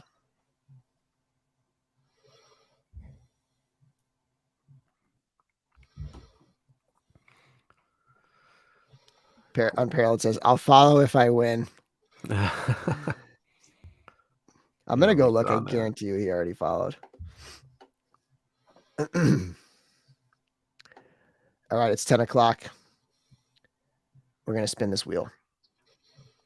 Everybody ready? Spin 3, it. Come on, guys. 2, do it. 1, spin. And we're gonna. Oh yeah, I'm gonna grab Trevor.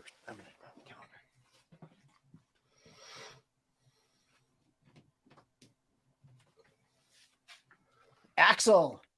Soria. Axel, congratulations, Axel. Nice, dude. Congrats on winning the orc, female orc custom with the purple. It looks so good. I love purple with green. It's like one of my favorite combos. It's so awesome.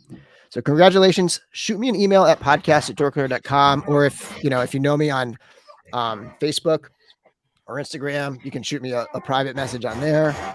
And I'll ship that out like probably tomorrow morning. No, not tomorrow because it's a holiday. So yeah, Saturday maybe. All right. So congratulations. Congrats. Yep. And I know last time we were like, okay, if we get to 100, we're going to do a second giveaway, but we did not have time for that tonight. And I just wanted to share this. So Trevor did a calendar. All right. That's awesome. And by the time this podcast ends, it might be time to start like flipping this calendar to the January 2023. But you can see it's all his photography in there. I didn't realize it was out already. Wow, that's awesome. Yeah, so he had them at the show, and you can order cool. them online. But he said what did he say? He's giving it away. What did he say? Super chat from Trevor, $2 more. I'll send a calendar to the winner, Bill. Sweet. So I will get in touch with you, Trevor, and then yeah, we'll have the calendar sent out. Thank you so much, Trevor. That's awesome, dude. Yeah, absolutely worth the $20 or whatever the price is online at 25. Maybe it's such a good calendar.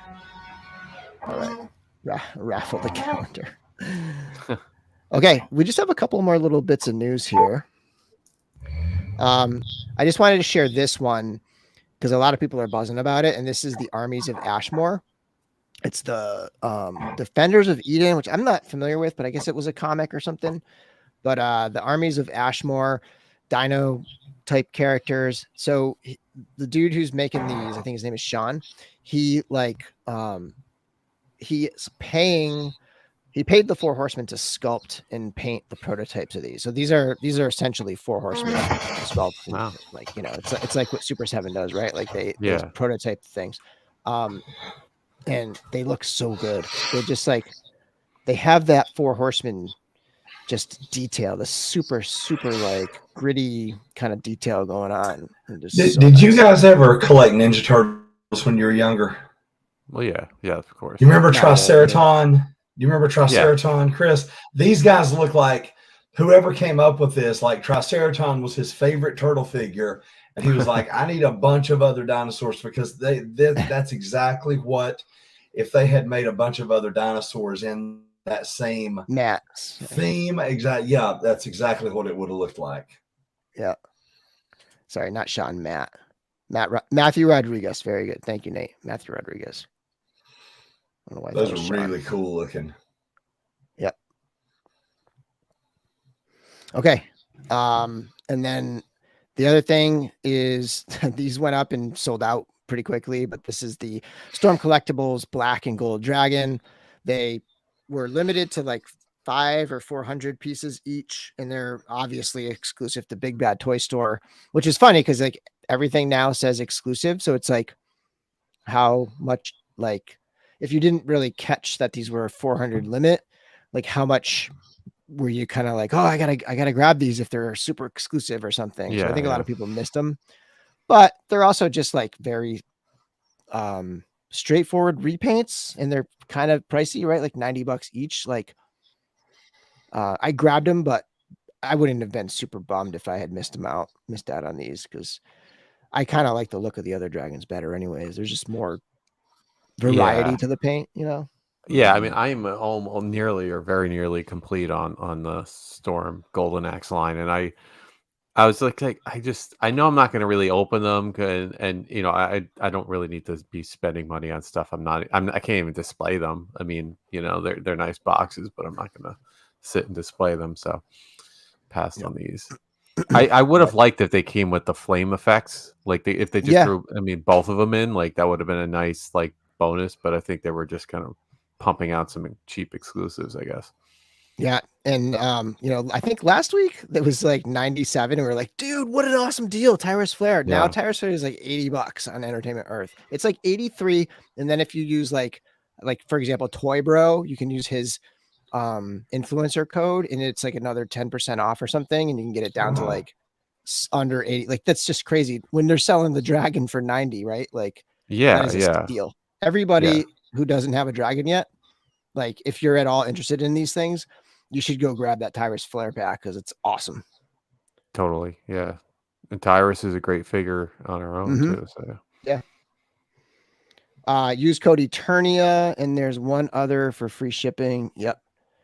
Exactly. Eternia. That's so. I thought does Preternia have one? Maybe. I don't know. Let's see. Hope we get new riders for these two. Yeah, I mean, we got those other two guys that they showed riding, right? Like riding the dragons. Yeah. I can't remember their names, right? But it's Longmoan and someone else. Oh yeah, Longmoan. Very odd names. Yeah. I think that's right. Preternia. I mean, that's who shares all. Like he's like one of those, you know, like Twitter guys who shares all the deals and stuff. Like that. I'm assuming it might be that. Yeah. Longmoan. Okay. And then I just want to, you know, we usually talk the Mezco news, so we'll talk about this one. And they finally put up their Power Rangers. This is like so far out of my interest range that it's like I don't really even know what to say about these. Like, I think the price is good for 5 figures, but yeah, they got a lot of accessories. I mean, pretty much all the accessories you would want for, you know, the Rangers themselves. So I think it's pretty cool. Yeah, the whole Rangers thing. I think I'm just here. I'm going to say I'm too old for a toy. Imagine that. But I mean, I think like we aged out before these things really hit big. Yeah, I was in like 4th and 5th grade when Power Rangers hit, so I was like the right age. Okay. I understand. Yeah, I know I'm a little couple years younger than you guys. Okay, I didn't know how I didn't know how old you were. Yeah. Turning 40 in 20 days. Okay. Oh, wow. Okay. Yeah. So, yeah, I remember I was I think I might have been a junior, senior in high school when this hit, and I was like, I was still like trying to buy any kind of Batmans or anything like that I could find, but this was G2 Transformers was about as far as I was willing to go. Yeah. There's a couple years after that too. Yeah. 2030 release date. Yeah, the 5-figure pack from Mezco. I forget that our birthdays are so close, by the way. What is yours, the 30th? Yep. Yeah. What yours is what 20? Yeah, I thought it was the 28th. Yeah, right. I forget about that. All right, so that's yeah. Is this like combined? It's a separate piece, and they're all their weapons combined. So it's not like they can transform, but it's neat. You know, it comes with the blast effects and stuff. Yeah, that's crazy. Chris is a baby Babylon Squared. Yeah. Eric's most excited for Gideon too. He's up there for me. I think Ukzak is probably my number one. Like just like whoa, like mind-blowingly like awesome thing. Like that's probably my number one. Do you guys have a favorite from the Necronominus wave, Chris? Yeah, it might be Ukzak or I can't the first like Grim Reaper dude. Like just that Grim Reaper looks awesome. So yeah. But yeah, There you already said Necronominus. Oh is your gosh, favorite, yeah, right? Necronominus and that horse. Those yeah, are it's hard just to go against that.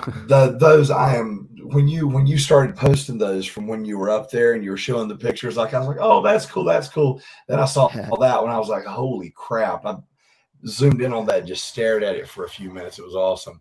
Hey, Nicto, thank you for saying what everyone else was thinking. Where's 89 Batman? LOL. Yeah, that's like a meme at this point, right?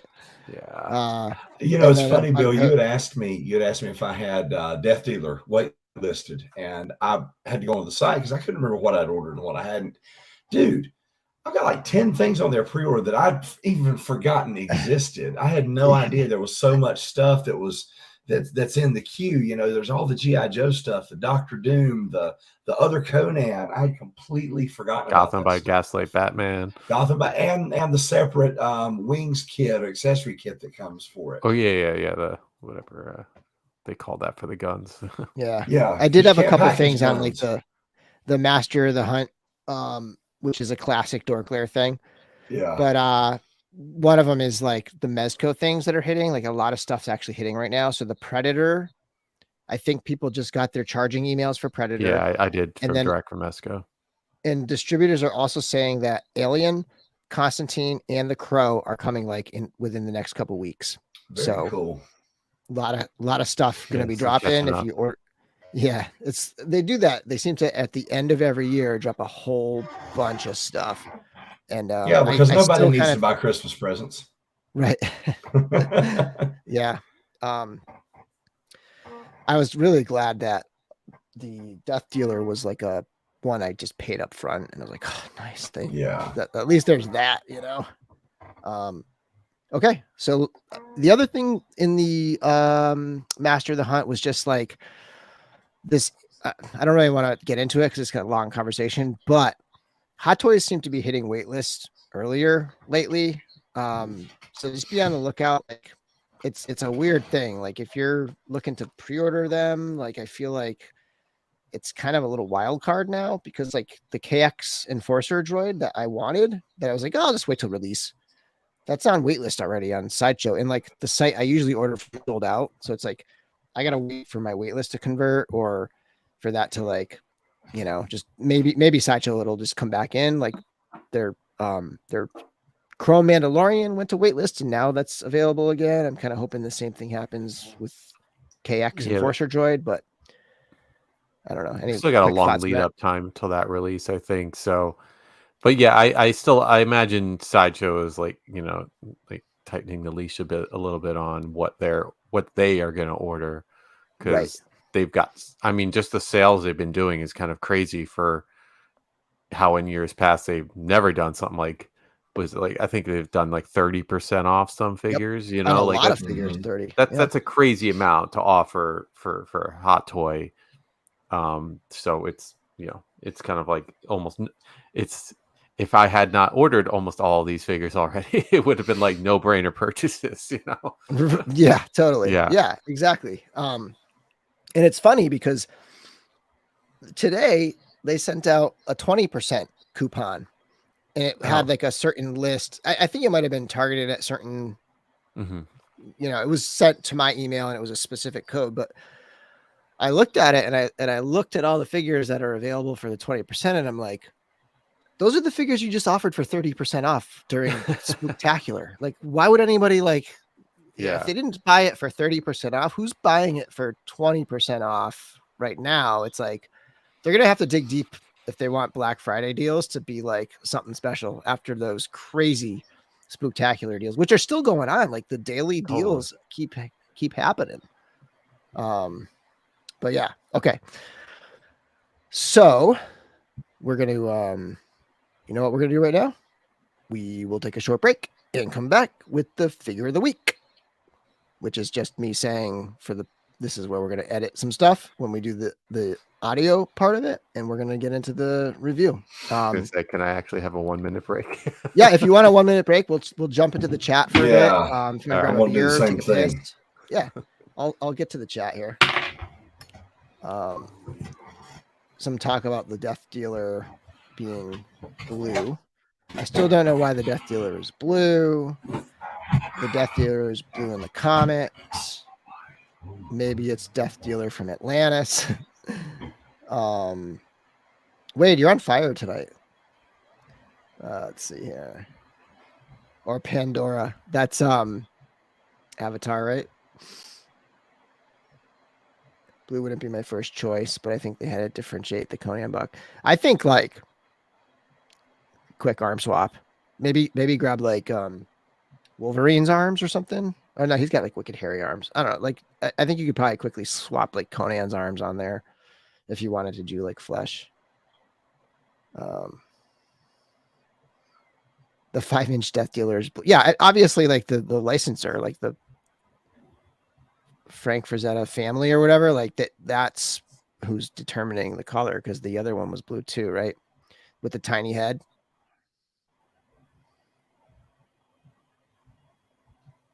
I skipped because he's too blue.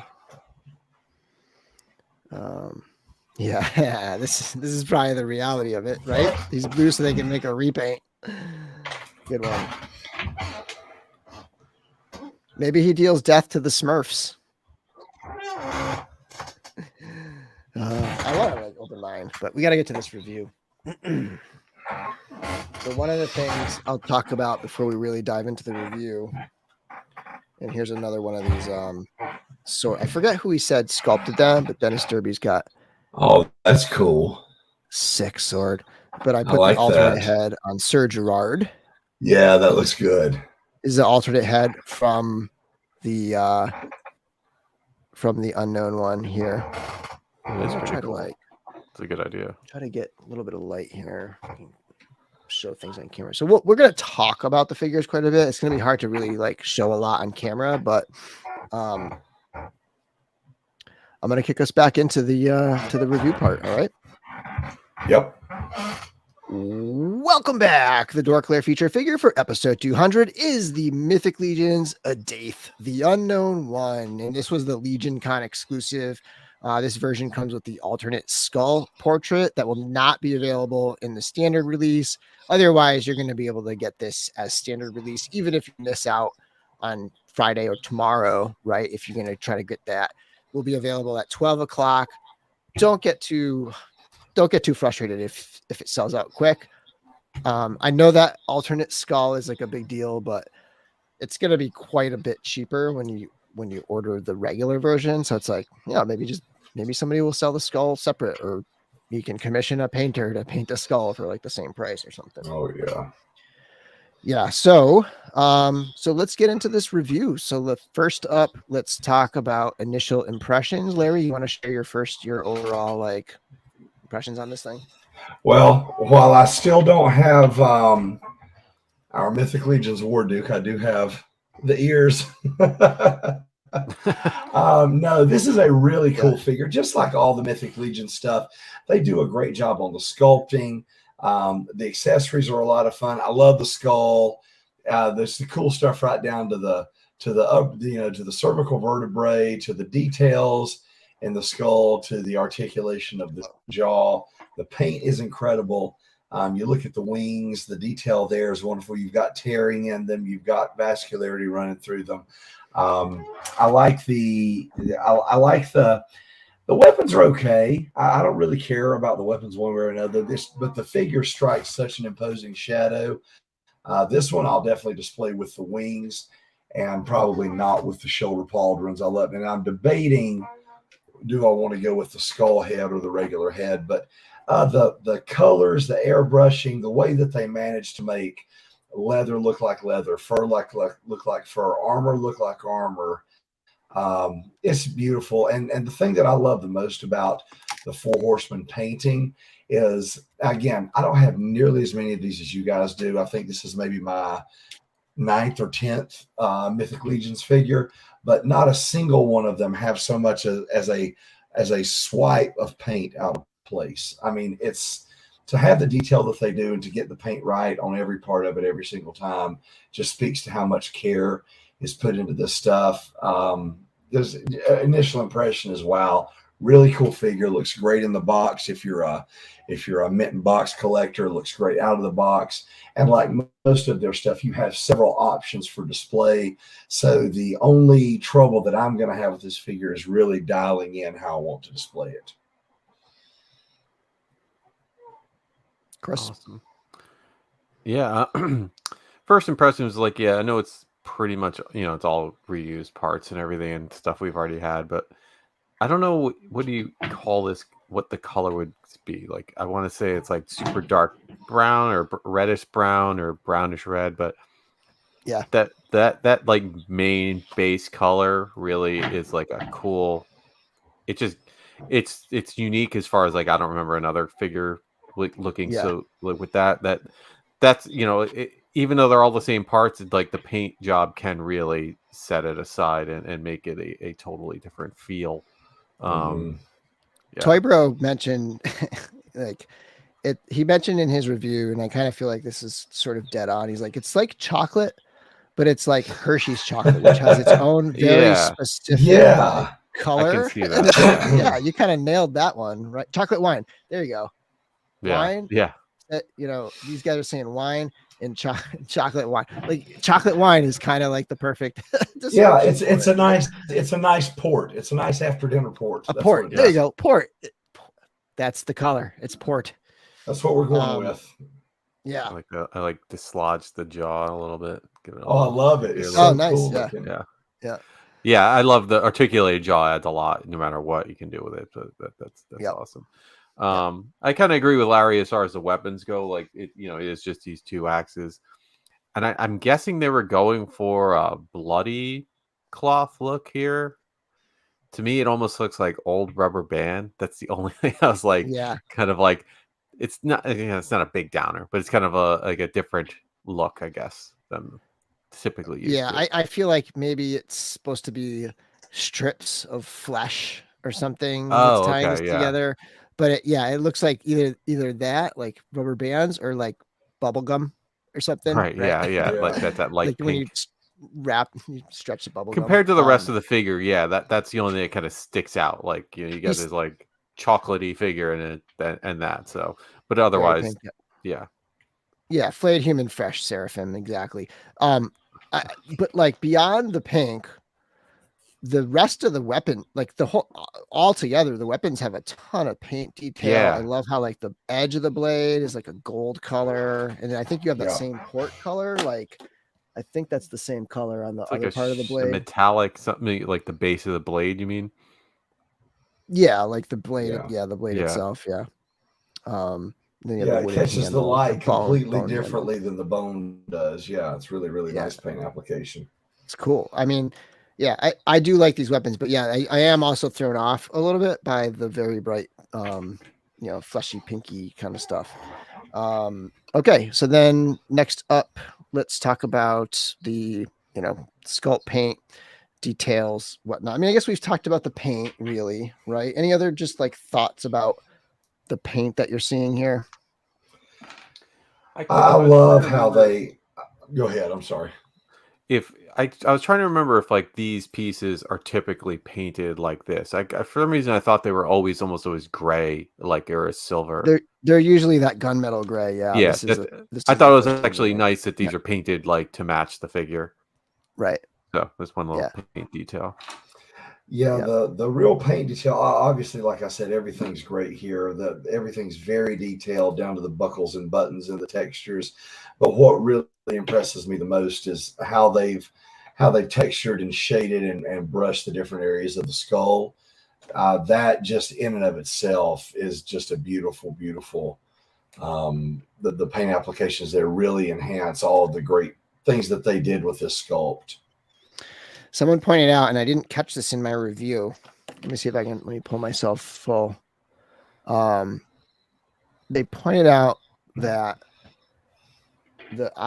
one of the eyes, like that glossy black paint that's covering the eye, it sort of drips down.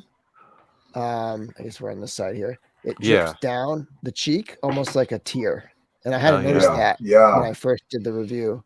But that's kind of a nice touch. I love the black of the eyes. The glossy black is cool. Yeah, it is. It gives them a real depth. And yeah, I mean, there's not a lot other than that awesome port color, right? Like there's not a lot. Like you got the veins, we already talked about that, and the wings, like that's just super cool.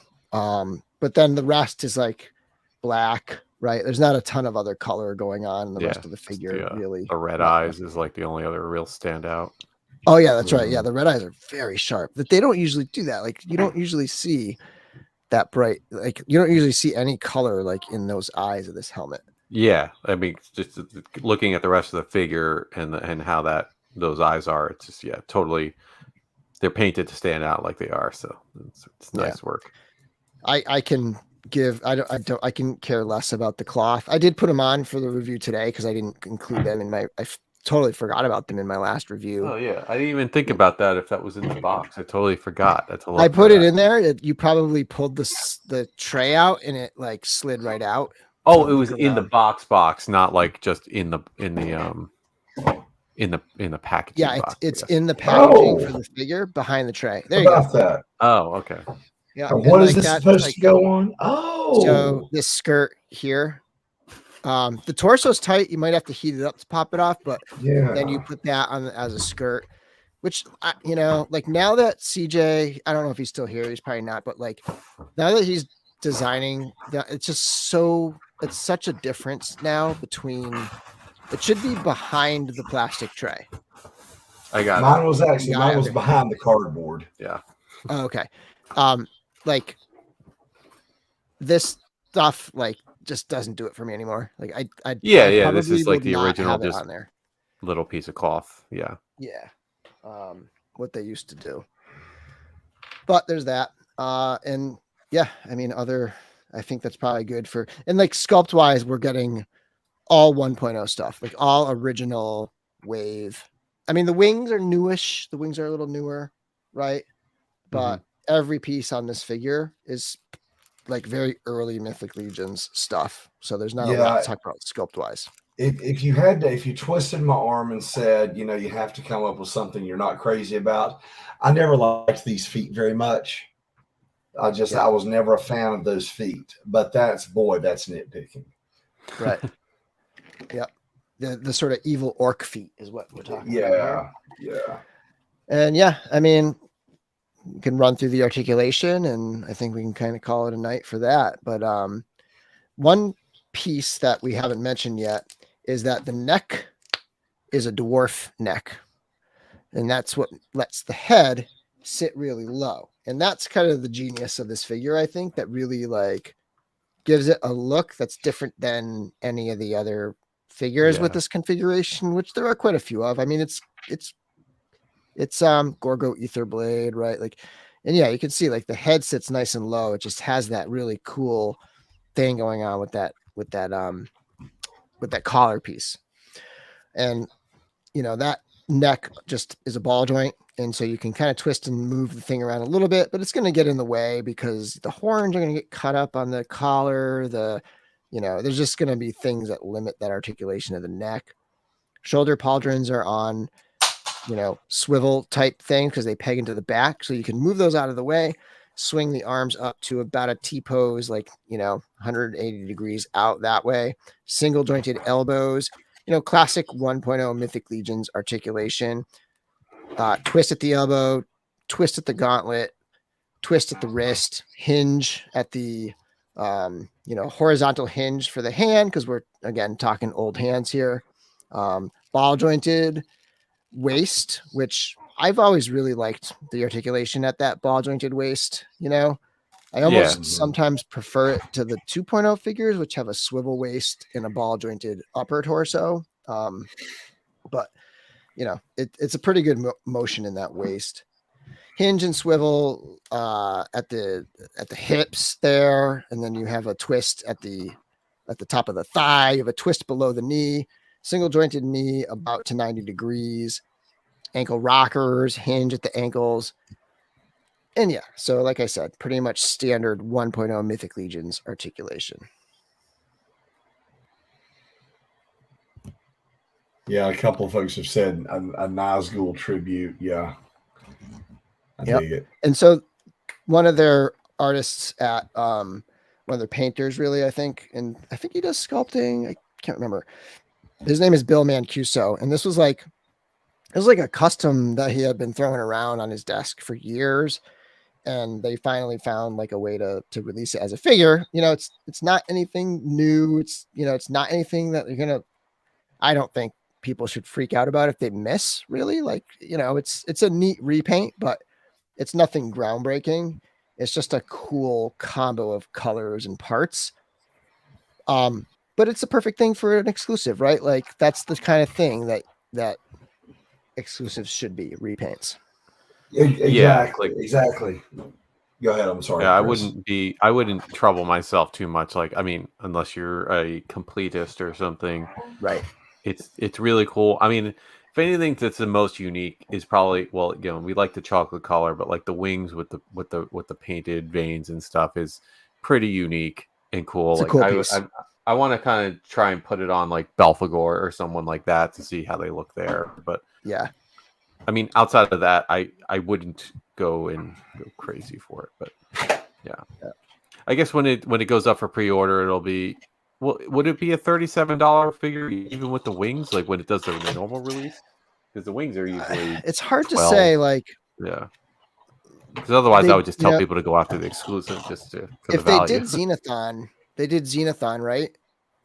And that had wings, and they did that as a regular $37 figure.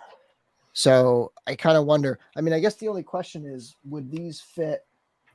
Can they get, like Xenothon? They were able to get it into that regular packaging. I don't know if these would fit. Let's find out.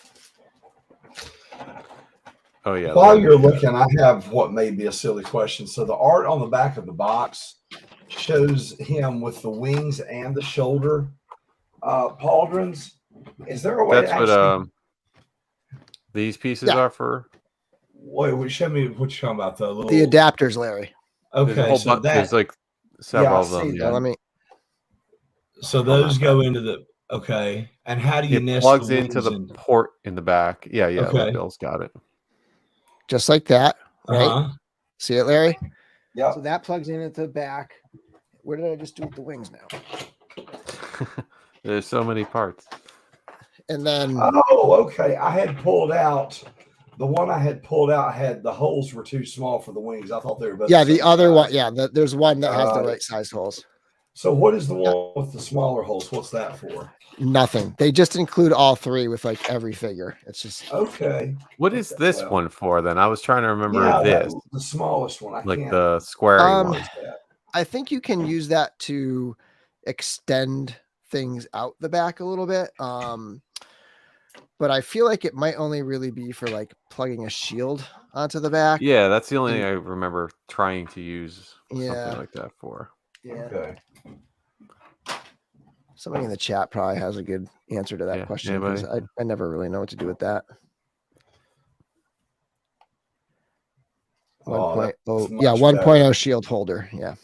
Okay. Oh, okay. Thanks, Eric. See, that's what I get for being only show up to the party once in a while for Mythic Legions guy. Toy Page is asking the price. So, Paige, tomorrow when it goes up, it's $55 plus shipping for the unknown one. When it goes up for the standard release, we don't know what the price is yet. I kind of theorize that it could end up being a $37 figure because this used to be like a deluxe, but now that I think that these parts have been reused so many times, I think they're able to like charge $37 for these. That'd be great. Yeah. Oh wait, so Jeremy said the packaged. It will be packaged deluxe sale like Varg, possibly 40 to 45 price point. So yeah, so like makes sense. If you're gonna get anything tomorrow, value wise, waiting on the Furious 4 is probably the better wait, and you might want to go for this because it's not gonna be that huge of a difference. 55 versus 45 is not crazy, but like 110 versus 74. That's a big deal, right? Yeah. 37 plus 37, right? Like $10 for this skull head and the neck peg, which is, I forgot if we talked about that. It comes with a skull, a bone neck peg. Yep. Yeah, that's what I thought was really cool. The vertebrae there. That was a nice part. So I love this figure. I really do. I think it's great. I don't think it's something that people should get crazy over if they miss it, but it's a nice exclusive, you know? And Yeah, it really is. I think that kind of covers us for today. I just want to say thanks everybody for, you know, sticking with us for 200 episodes. I know there's like newcomers, and the YouTube audience is a little different from the you know, the audio audience. But it's, you know, it's very much appreciated that we have an audience at all who wants to listen to us ramble week after week.